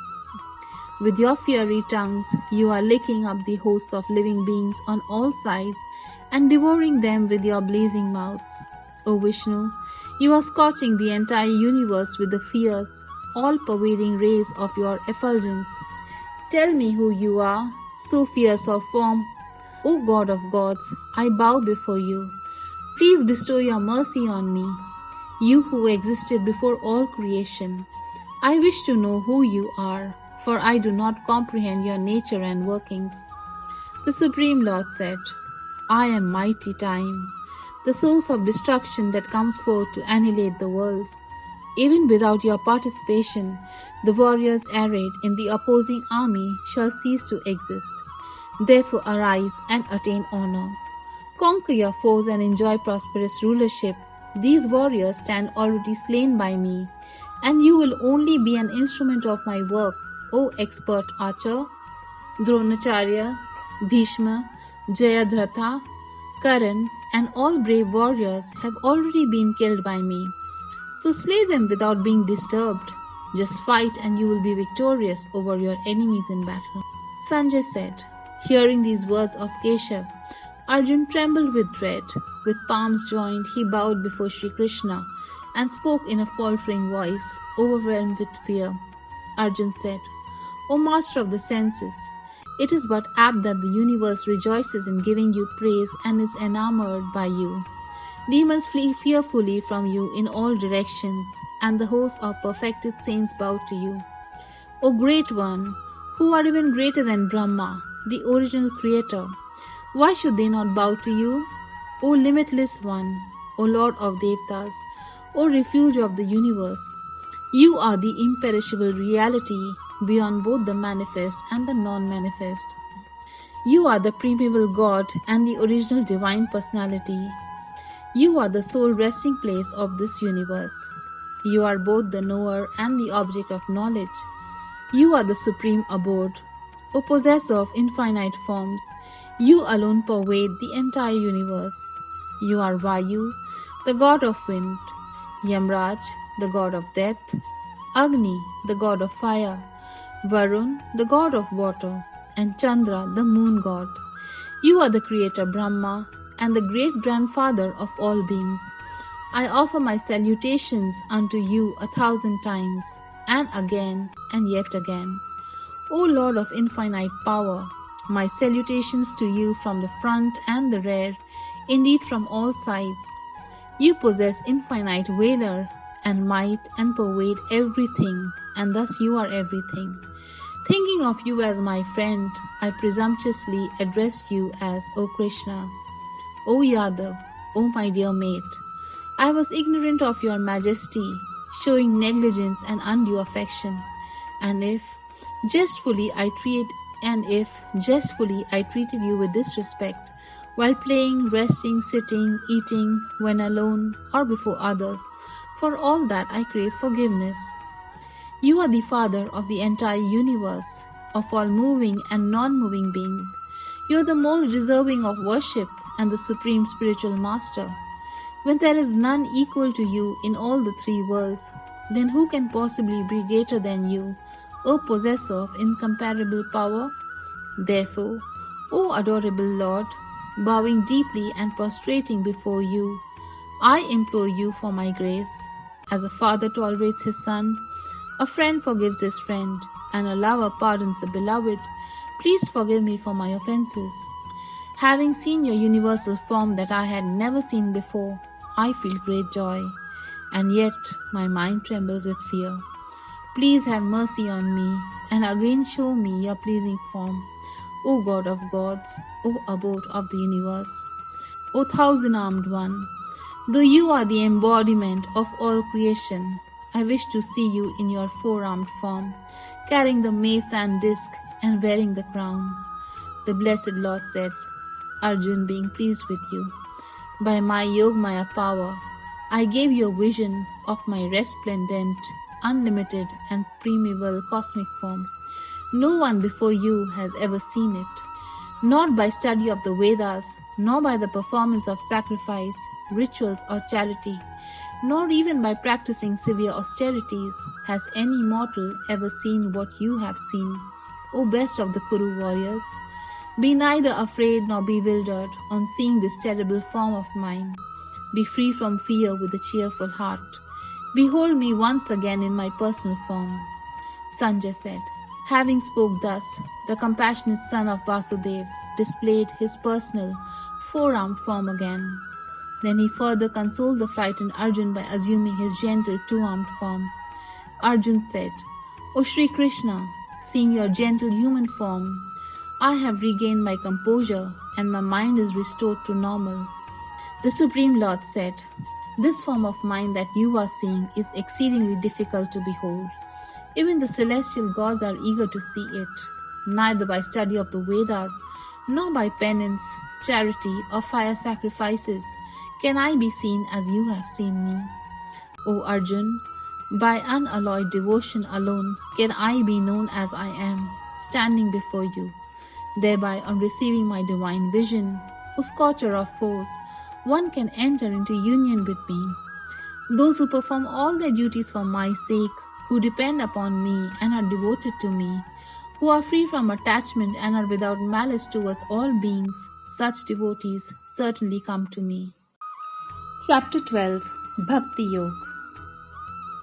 Arjun inquired, between those who are steadfastly devoted to your personal form and those who worship the formless Brahman, who do you consider to be more perfect in yoga? The Blessed Lord said, those who fix their minds on me and always engage in my devotion with steadfast faith, I consider them to be the best yogis. But those who worship the formless aspect of the Absolute Truth, the imperishable, the indefinable, the unmanifest, the all-pervading, the unthinkable, the unchanging, the eternal, and the immovable, by restraining their senses and being even-minded everywhere, such persons engaged in the welfare of all beings also attain me. For those whose minds are attached to the unmanifest, the path of realization is full of tribulations. Worship of the unmanifest is exceedingly difficult for embodied beings. But those who dedicate all their actions to me, regard me as supreme goal, worshipping me and meditating on me with exclusive devotion, O Parth, I swiftly deliver them from the ocean of birth and death, for their consciousness is united with me. Fix your mind on me alone and surrender your intellect to me. Thereupon, you will always live in me. Of this, there is no doubt. If you are unable to fix your mind steadily on me, O Arjun, then practice remembering me with devotion while constantly restraining the mind from worldly affairs.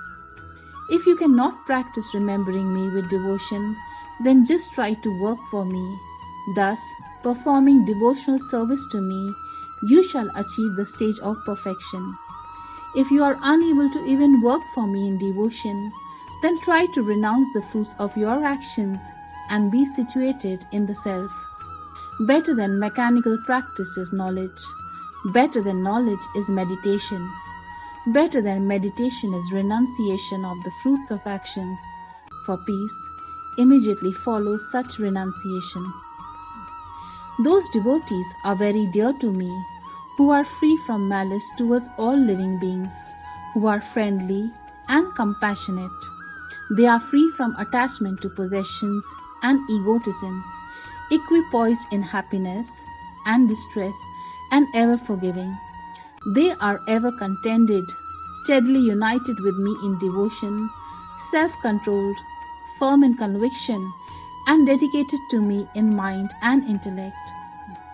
Those who are not a source of annoyance to anyone, and who in turn are not agitated by anyone, who are equal in pleasure and pain, and free from fear and anxiety, such devotees of mine are very dear to me.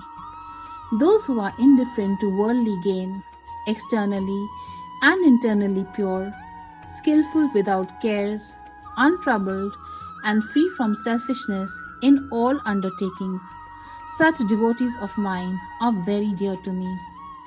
Those who neither rejoice in mundane pleasures nor despair in worldly sorrows, who neither lament for any loss nor hanker for any gain, who renounce both good and evil deeds, such persons who are full of devotion are very dear to me. Those who are alike to friend and foe, equipoised in honor and dishonor, cold and heat, joy and sorrow, and are free from all unfavorable association, those who take praise and reproach alike, who are given to silent contemplation, content with what comes their way, without attachment to the place of residence, whose intellect is firmly fixed in me, and who are full of devotion to me, such persons are very dear to me. Those who honor this nectar of wisdom declared here, have faith in me, and are devoted and intent on me as the supreme goal, they are exceedingly dear to me.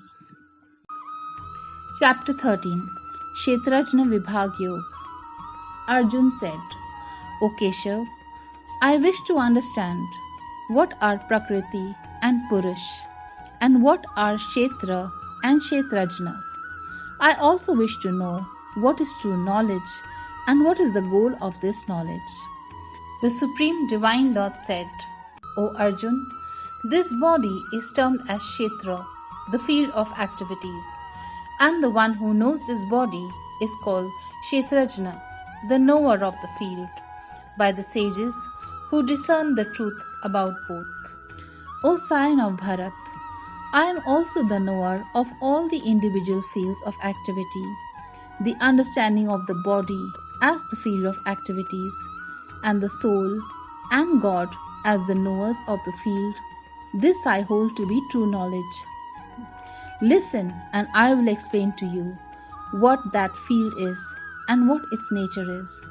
I will also explain how change takes place within it, from what it was created, who was the knower of the field of activities is, and what his powers are. Great sages have sung the truth about the field and the knower of the field in manifold ways. It has been stated in various Vedic hymns and especially revealed in the Brahma Sutra with sound logic and conclusive evidence. The field of activities is composed of the 5 great elements: the ego, the intellect, the unmanifest primordial matter, the 11 senses, 5 knowledge senses, 5 working senses and mind, and the 5 objects of the senses: desire and aversion, happiness and misery, the body, consciousness and the will. All these comprise the field and its modifications.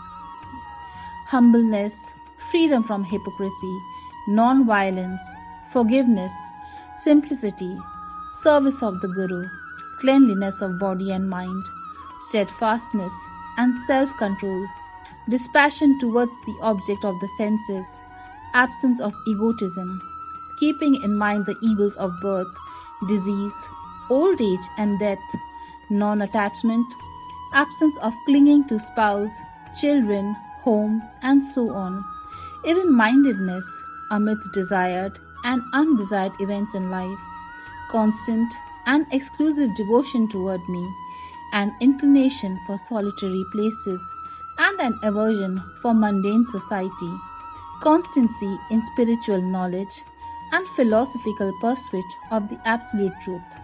All these I declare to be knowledge, and what is contrary to it I call ignorance. I shall now reveal to you that which ought to be known, and by knowing which one attains immortality. It is the beginningless Brahman which lies beyond existence and non-existence. Everywhere are his hands and feet, eyes, heads and faces. His ears too are in all places, for he pervades everything in the universe. Though he perceives all sense objects, yet he is devoid of the senses. He is unattached to anything, and yet he is the sustainer of all. Although he is without attributes, yet he is the enjoyer of the 3 modes of material nature. He exists outside and inside all living beings, those that are moving and not moving. He is subtle and hence he is incomprehensible. He is very far, but he is also very near. He is indivisible, yet he appears to be divided amongst living beings. Know the Supreme Entity to be the sustainer, annihilator, and creator of all beings. He is the source of light in all luminaires and is entirely beyond the darkness of ignorance. He is knowledge, the object of knowledge, and the goal of knowledge. He dwells within the hearts of all living beings. I have thus revealed to you the nature of the field, the meaning of knowledge, and the object of knowledge. Only my devotees can understand this in reality, and by doing so, they attain my divine nature. Know the Prakriti, material nature, and Purush, the individual souls, are both beginningless. Also know that all transformations of the body and the three modes of nature are produced by material energy. In the matter of creation, the material energy is responsible for cause and effect. In the matter of experiencing happiness and distress, the individual soul is declared responsible. When the Purush, that is individual soul, seated in Prakriti, the material energy, desires to enjoy the three gunas, attachment to them becomes the cause of its birth in superior and inferior rooms. Within the body also resides the Supreme Lord. He is said to be the witness, the permitter, the supporter, transcendental enjoyer, the ultimate controller, and the Paramatma, that is Supreme Soul. Those who understand the truth about Supreme Soul, the individual soul, material nature, and the interaction of the three modes of nature will not take birth here again. They will be liberated regardless of their present condition. Some try to perceive the Supreme Soul within their hearts through meditation, and the others try to do so through the cultivation of knowledge, while still others strive to attain that realization by the path of action. There are still others who are unaware of these spiritual paths, but they hear from others and begin worshipping the Supreme Lord. By such devotion to hearing from saints, they too can gradually cross over the ocean of birth and death.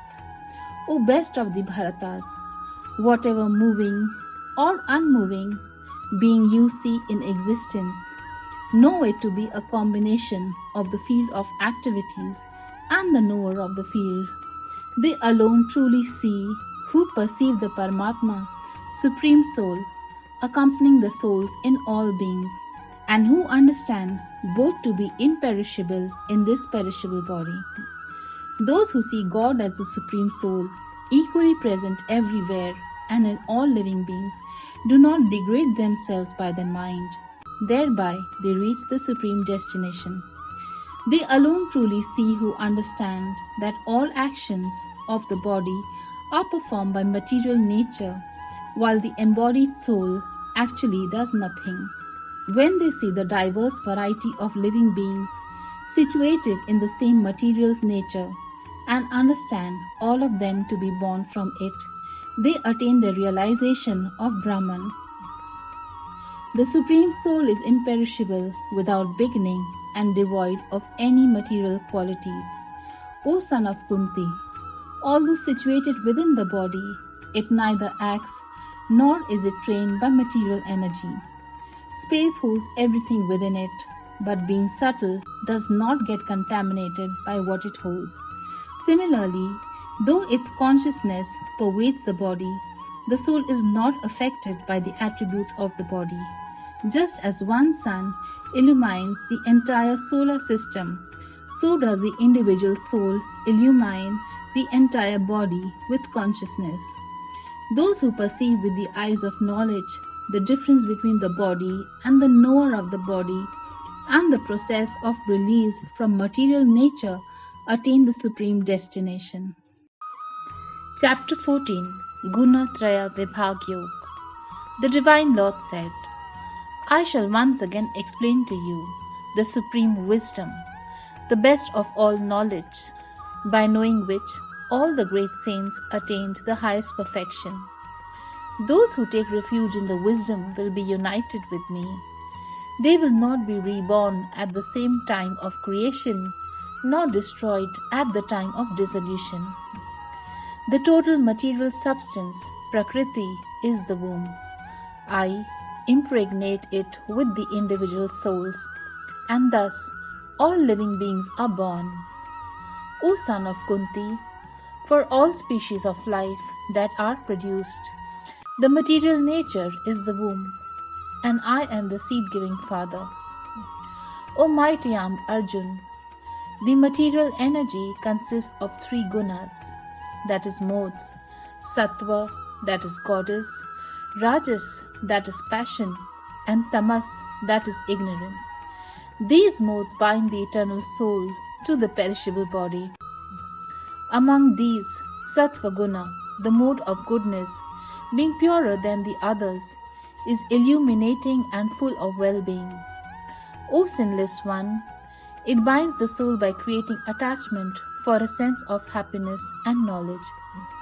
O Arjun, Rajaguna is of the nature of passion. It arises from worldly desires and affections, and binds the soul through attachment to fruitive actions. O Arjun, Tamoguna, which is born of ignorance, is the cause of illusion for the embodied souls. It deludes all living beings through negligence, laziness, and sleep. Sattva binds one to material happiness. Rajas conditions the soul towards actions, and tamas clouds wisdom and binds one to delusion. Sometimes goodness, that is sattva, prevails over passion, that is rajas, and ignorance, tamas. O scion of Bharat, sometimes passion, that is rajas, dominates goodness, that is sattva, and ignorance, tamas. And at other times, ignorance, that is tamas, overcomes goodness, that is sattva, and passion, rajas. When all the gates of the body are illumined by knowledge, know it to be a manifestation of the mode of goodness. When the mode of passion predominates, O Arjun, the symptoms of greed, exertion for worldly gain, restlessness, and craving develop. O Arjun, nescience, inertia, negligence, and delusion, these are the dominant signs of the mode of ignorance. Those who die with predominance of sattva reach the pure abodes, which are free from rajas and tamas of the learned. Those who die with prevalence of the mode of passion are born amongst people driven by work, while those dying in the mode of ignorance take birth in the animal kingdom. It is said the fruit of actions performed in the mode of goodness bestow pure results. Actions done in the mode of passion result in pain, while those performed in the mode of ignorance result in darkness. From the mode of goodness arises knowledge, from the mode of passion arises greed, and from the mode of ignorance arises negligence and delusion.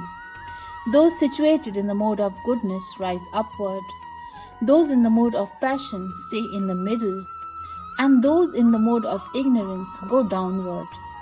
When wise persons see that in all works there are no agents of action other than the three gunas, and they know me to be the transcendental to these gunas, they attain my divine nature. By transcending the three modes of material nature associated with the body, one becomes free from birth, death, old age, and misery, and attains immortality. Arjuna inquired, "What are the characteristics of those who have gone beyond the three gunas, O Lord? How do they act? How do they go beyond the bondage of the gunas?" The Supreme Divine Personality said, "O Arjun, the persons who are transcendental to the three gunas neither hate illumination, which is born of sattva, nor activity, which is born of rajas, nor even delusion, which is born of tamas. When these are abundantly present, nor do they long for them when they are absent. They remain neutral to the modes of nature and are not disturbed by them. Knowing it is the only gunas that act. They stay established in the self without wavering. Those who are alike in happiness and distress, who are established in the self, who look upon a clod, a stone, and a piece of gold as of equal volume, who remain the same amidst pleasant and unpleasant events, who are intelligent, who accept both blame and praise with equanimity, who remain the same in honor and dishonor, who treat both friends and foe alike, and who have abandoned all enterprises. They are said to have risen above the three gunas. Those who serve me with unalloyed devotion rise above the three modes of material nature and come to the level of Brahman. I am the basis of the formless Brahman, the immortal and imperishable of eternal dharma and of unending divine bliss. Chapter 15, Purushottam Yoga. The Supreme Divine Personality said, they speak of an eternal Ashwat tree with its roots above and branches below. Its leaves are the Vedic hymns, and one who knows the secret of this tree is the knower of the Vedas. The branches of the tree extend upward and downward, nourished by the three gunas, with the objects of the senses as tender buds. The roots of the tree hang downward, causing the flow of karma in the human form. Below its roots branch out, causing karmic actions in the world of humans. The real form of this tree is not perceived in this world, neither its beginning nor end, nor its continued existence. But this deep-rooted Ashwat tree must be cut down with a strong axe of detachment. Then one must search out the base of the tree, which is the Supreme Lord, from whom streamed forth the activity of the universe a long time ago. Upon taking refuge in him, one will not return to this world again. Those who are free from vanity and delusion, who have overcome the evil of attachment, who dwell constantly in the self and God, who are freed from the desire to enjoy the senses, and are beyond the dualities of pleasure and pain, such liberated personalities attain my eternal abode. Neither the sun, nor the moon, nor fire can illumine that supreme abode of mine. Having gone there, one does not return to this material world again. The embodied souls in this material world are my eternal fragmental parts. But bound by material nature, they are struggling with the six senses, including the mind. As the air carries fragrance from place, so does the embodied soul carry the mind and senses with it, when it leaves an old body and enters a new one. Using the sense perceptions of the ears, eyes, skin, tongue, and nose, which are grouped around the mind, the embodied soul savors the objects of the senses. The ignorant do not perceive the soul as it resides in the body, and as it enjoys sense objects, nor do they perceive it when it departs. But those who possess the eyes of knowledge can behold it. Striving yogis too are able to realize the soul enshrined in the body. However, those whose minds are not purified cannot cognize it, even though they strive to do so. Know that I am like the brilliance of the sun that illuminates the entire solar system. The radiance of the moon and the brightness of the fire also come from me. Permeating the earth, I nourish all living beings with my energy. Becoming the moon, I nourish all plants with the juice of life. It is I who take the form of the fire of digestion in the stomachs of all living beings and combine with the incoming and outgoing breaths to digest and assimilate the four kinds of food. I am seated in the hearts of all living beings, and from me come memory, knowledge, as well as forgetfulness. I alone am to be known by all the Vedas, am the author of the Vedant and the knower of the meaning of the Vedas. There are two kinds of beings in creation, the Shar, that is perishable, and the Akshar, that is imperishable. The perishable are all beings in the material realm. The imperishable are the liberated beings. Besides these is the Supreme Divine Personality, who is the indestructible Supreme Soul. He enters the three worlds as the unchanging controller and supports all living beings. I am transcendental to the perishable world of matter and even to the imperishable soul. Hence, I am celebrated both in the Vedas and the Smritis as the Supreme Divine Personality. Those who know me without doubt as the Supreme Divine Personality truly have complete knowledge. O Arjun, they worship me with their whole being. I have shared this most secret principle of the Vedic scriptures with you. O sinless Arjun, by understanding this, a person becomes enlightened and fulfills all that is to be accomplished. Chapter 16 Devasura Sampat Vibhagyog.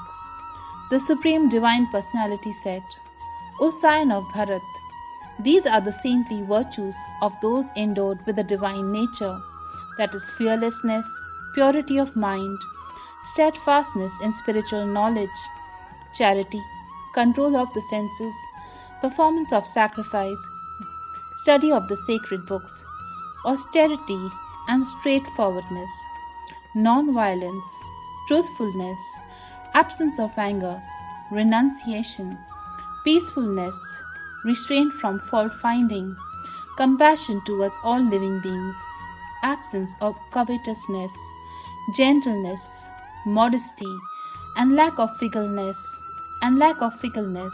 vigor, forgiveness, fortitude, cleanliness, bearing enmity towards none, and absence of vanity. O Parth, the qualities of those who possess a demoniac nature are hypocrisy, arrogance, conceit, anger, harshness, and ignorance. The divine qualities lead to liberation, while the demoniac qualities are the cause for a continuing destiny of bondage. Grieve not, O Arjun, as you were born with saintly virtues. There are two kinds of beings in this world, those endowed with a divine nature and those possessing a demoniac nature. I have described the divine qualities in detail, O Arjun. Now hear from me about the demoniac nature. Those possessing a demoniac nature do not comprehend what actions are proper and what are improper. Hence they possess neither purity, nor good conduct, nor even truthfulness. They say, the world is without absolute truth, without any basis for moral order, and without a God who has created or is controlling it. It is created from the combination of the two sexes and has no purpose other than sexual gratification.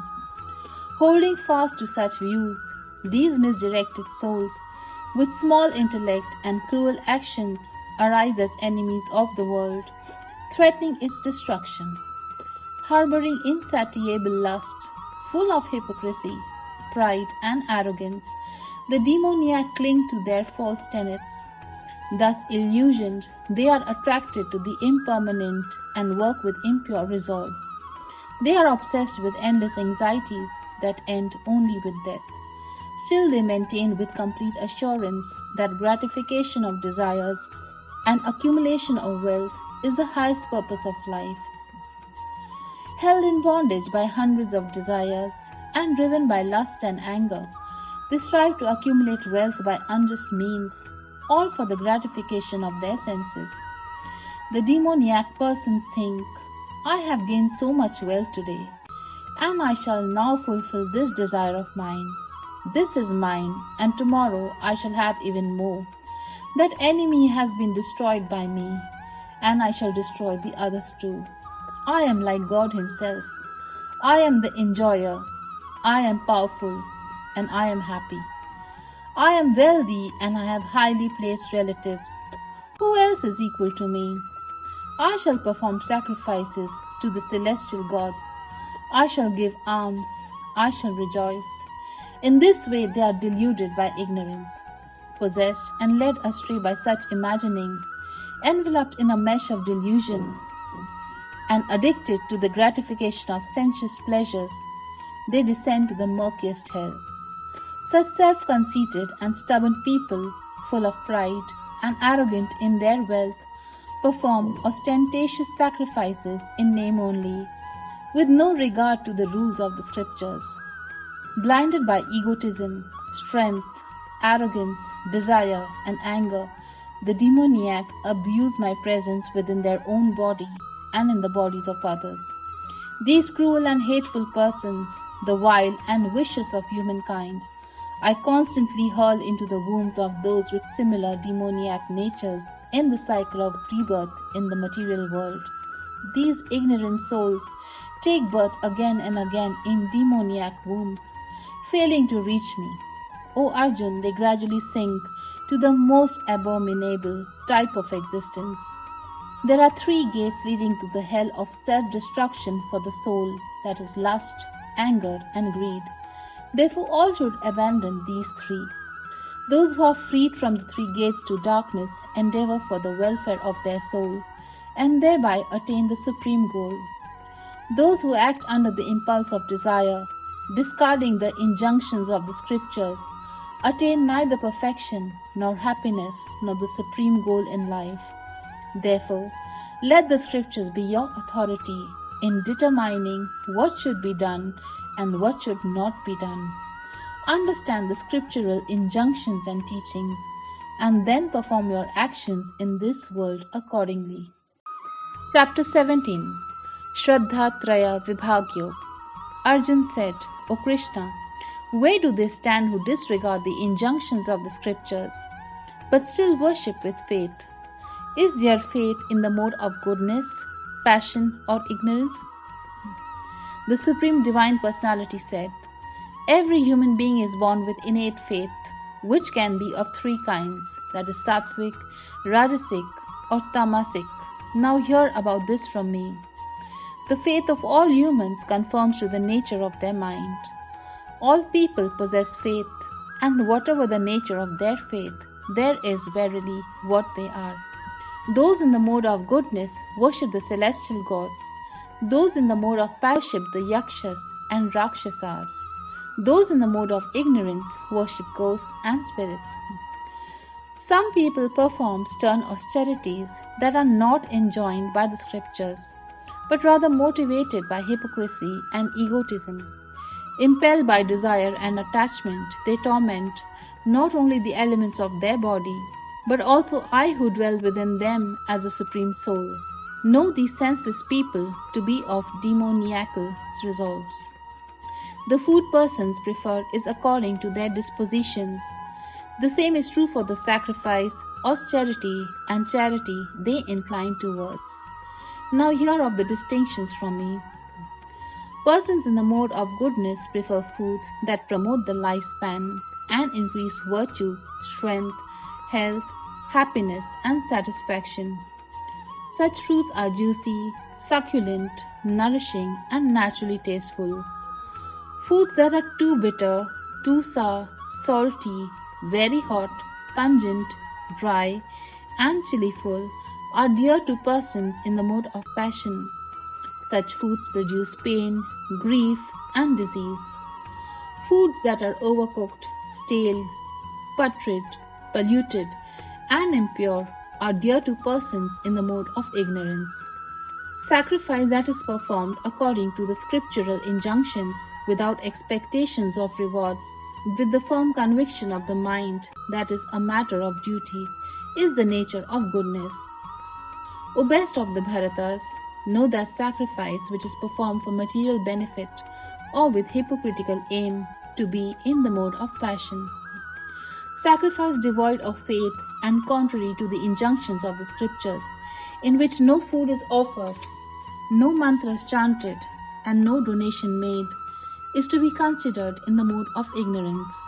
Worship of the Supreme Lord, the Brahmins, the spiritual master, the wise, and the elders, when this is done with the observance of cleanliness, simplicity, celibacy, and non-violence, is declared as the austerity of the body.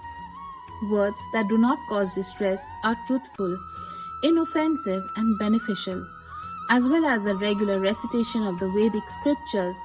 These are declared as the austerity of speech. Serenity of thought, gentleness, silence, self-control, and purity of purpose. All these are declared as the austerity of the mind. When devout persons with ardent faith practice these threefold austerities without yearning for material rewards, they are designated as austerities in the mode of goodness. Austerity that is performed with ostentation for the sake of gaining honor, respect, and adoration is in the mode of passion. Its benefits are unstable and transitory. Austerity that is performed by those with confused notions and which involves torturing the self or harming others is described to be in the mode of ignorance. Charity given to a worthy person simply because it is right to give without consideration of anything in return at the proper time and in the proper place is stated to be in the mode of goodness. But charity given with reluctance, with the hope of a return or an expectation of a reward is said to be in the mode of passion. And that charity which is given at the wrong place and wrong time to unworthy persons without showing respect or with contempt is held to be of the nature of nescience. The words Om Tat Sat have been declared as symbolic representations of the Supreme Absolute Truth. From the beginning of creation, from them came the priests, scriptures, and sacrifice.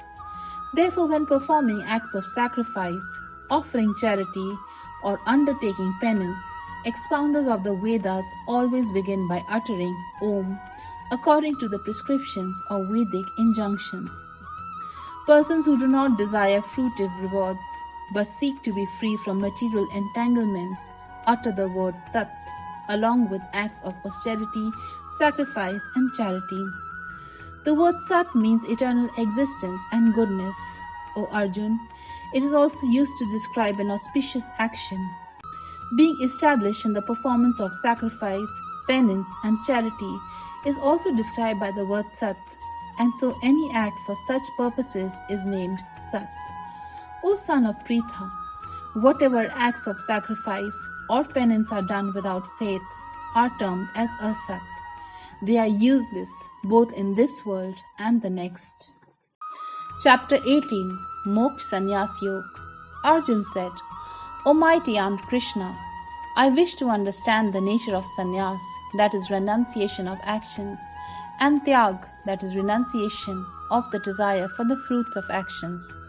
O Rishikesh, I also wish to know the distinction between the two.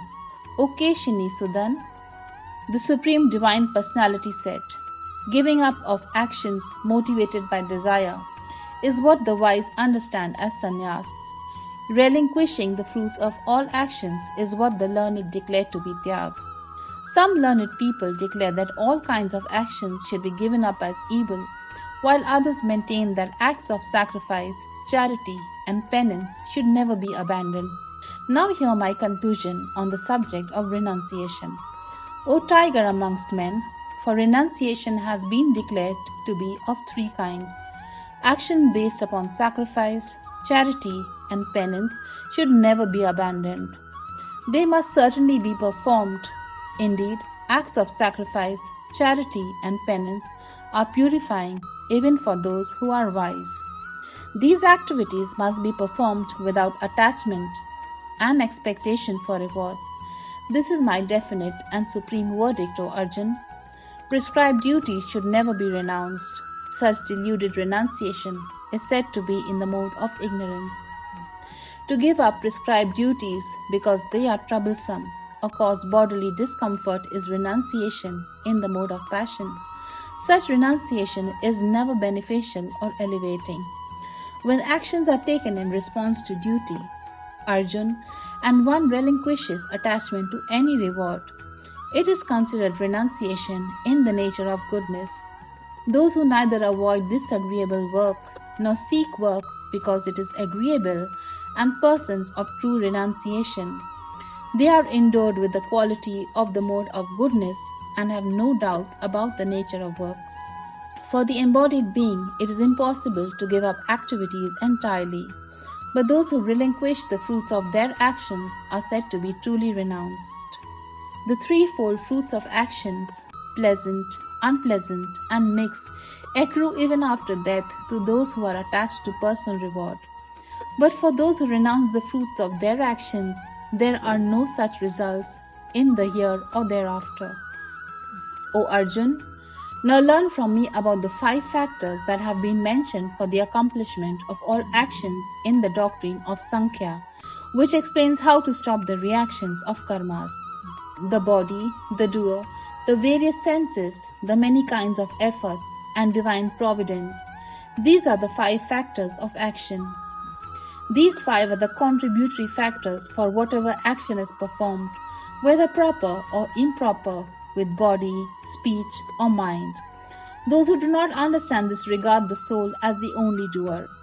With their impure intellects, they cannot see things as they are. Those who are free from the ego of being the doer and whose intellect is unattached, though they may slay living beings, they neither kill nor are they bound by actions. Knowledge, the object of knowledge and the knower. These are the 3 factors that induce action. The instrument of action, the act itself, and the doer. These are the 3 constituents of action. Knowledge, action, and the doer are declared to be of 3 kinds in the Sankhya philosophy, distinguished according to the 3 modes of material nature. Listen, and I will explain their distinctions to you. Understand that knowledge to be in the mode of goodness by which a person sees an undivided, imperishable reality within all diverse living beings. That knowledge is to be considered in the mode of passion by which one sees the manifold living entities in diverse bodies as individual and unconnected. That knowledge is said to be in the mode of ignorance, where one is engrossed in a fragmental concept as if it encompasses the whole and which is neither grounded in reason nor based on the truth. Action that is in accordance with the scriptures, which is free from attachment and aversion, and which is done without desire for rewards, is in the mode of goodness. Action that is prompted by selfish desire, enacted with pride, and full of stress, is in the nature of passion. That action is declared to be in the mode of ignorance, which is begun out of delusion, without thought to one's own ability, and disregarding consequences, loss, and injury to others.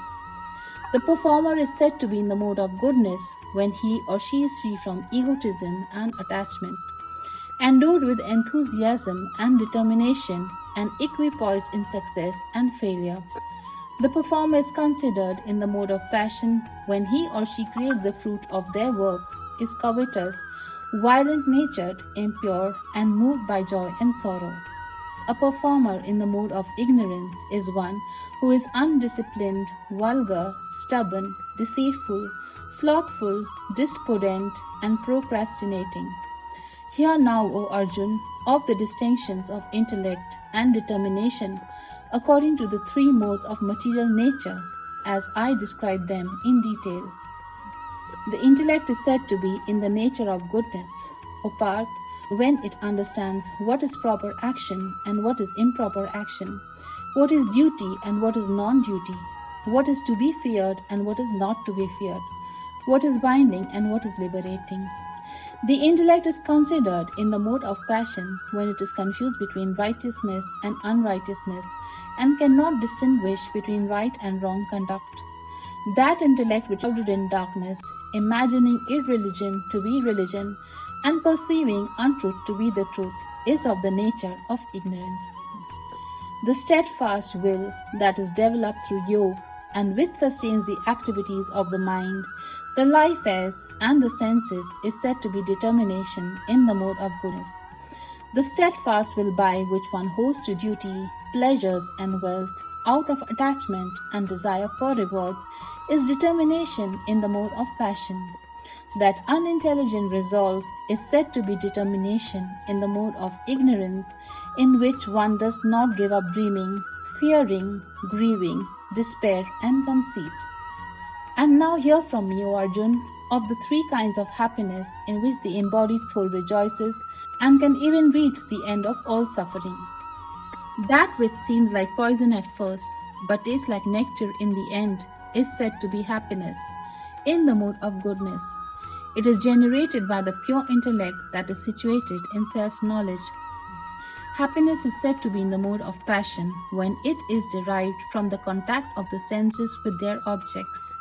Such happiness is like nectar at first, but poison at the end. That happiness which covers the nature of the self from beginning to end, and which is derived from sleep, indolence, and negligence, is said to be in the mode of ignorance.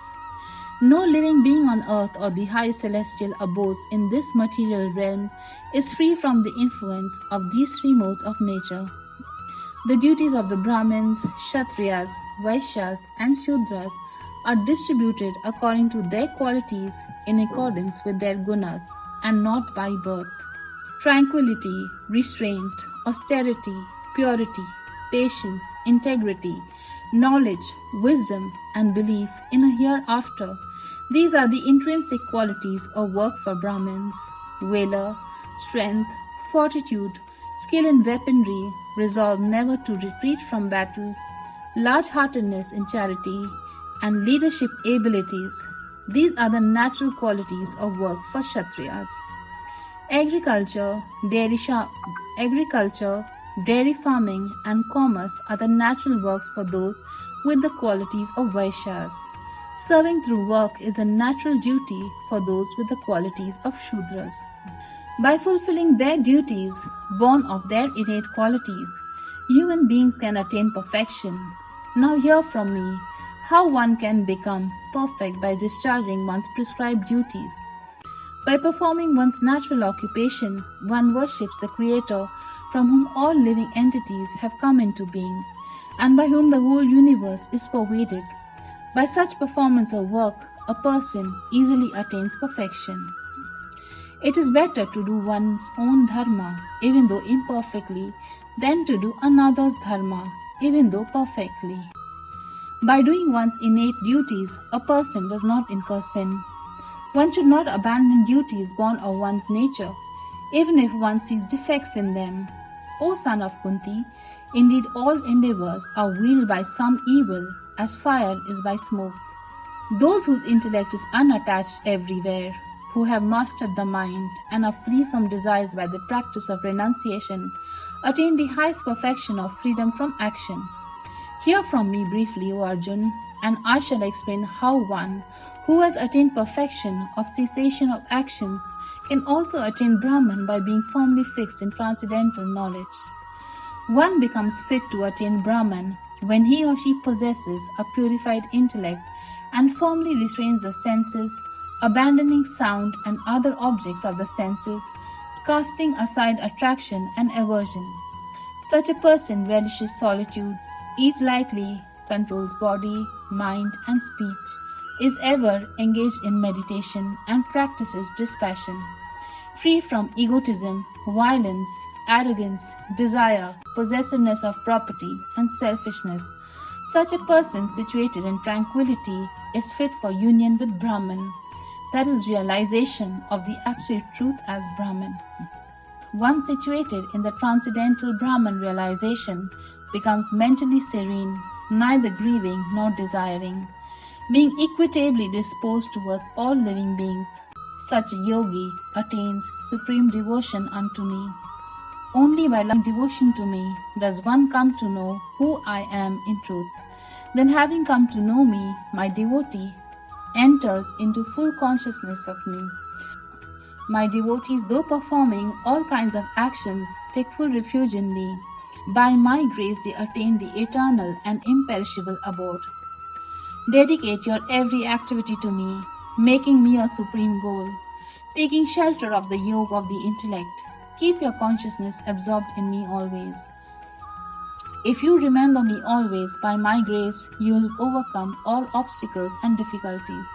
But if, due to pride, you do not listen to my advice, you will perish. If motivated by pride, you think, I shall not fight, your decision will be in vain. Your own material Kshatriya nature will compel you to fight.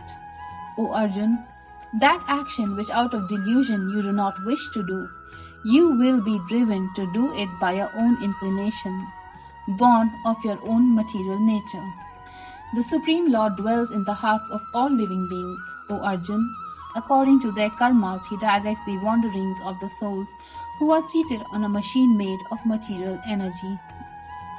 Surrender exclusively unto him with your whole being, O Bharat. By his grace you will attain perfect peace and the eternal abode. Thus, I have explained to you this knowledge that is more secret than all secrets. Ponder over it deeply and then do as you wish. Here again my supreme instruction, the most confidential of all knowledge. I am revealing this for your benefit because you are very dear to me. Always think of me, be devoted to me, worship me, and offer obeisance to me. Doing so, you will certainly come to me. This is my pledge to you, for you are very dear to me.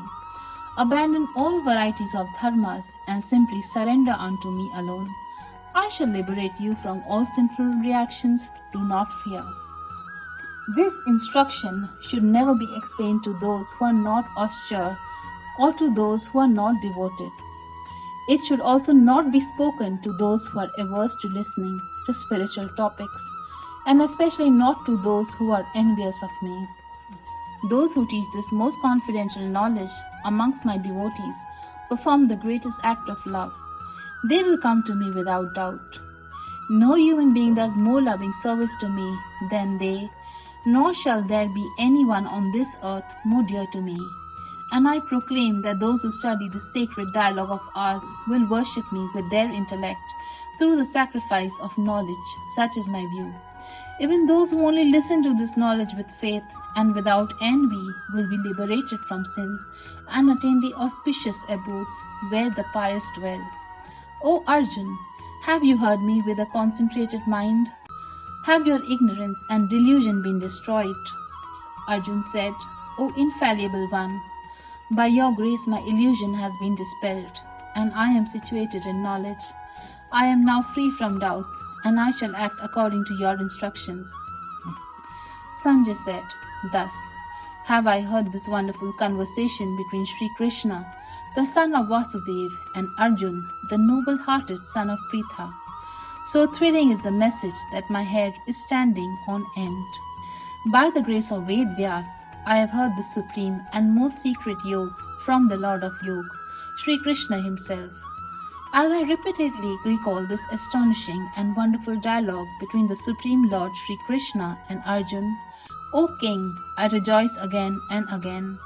And remembering that most astonishing and wonderful cosmic form of Lord Krishna, great is my astonishment, and I am thrilled with joy over and over again.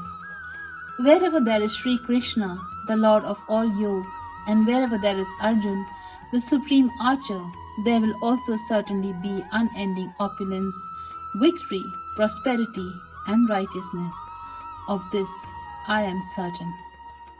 Hare Krishna, Krishna Krishna, Hare Hare, Hare Ram, Ram Ram, Hare Hare. Hare Krishna, Krishna Krishna, Hare Hare, Hare Ram, Ram Ram, Hare Hare.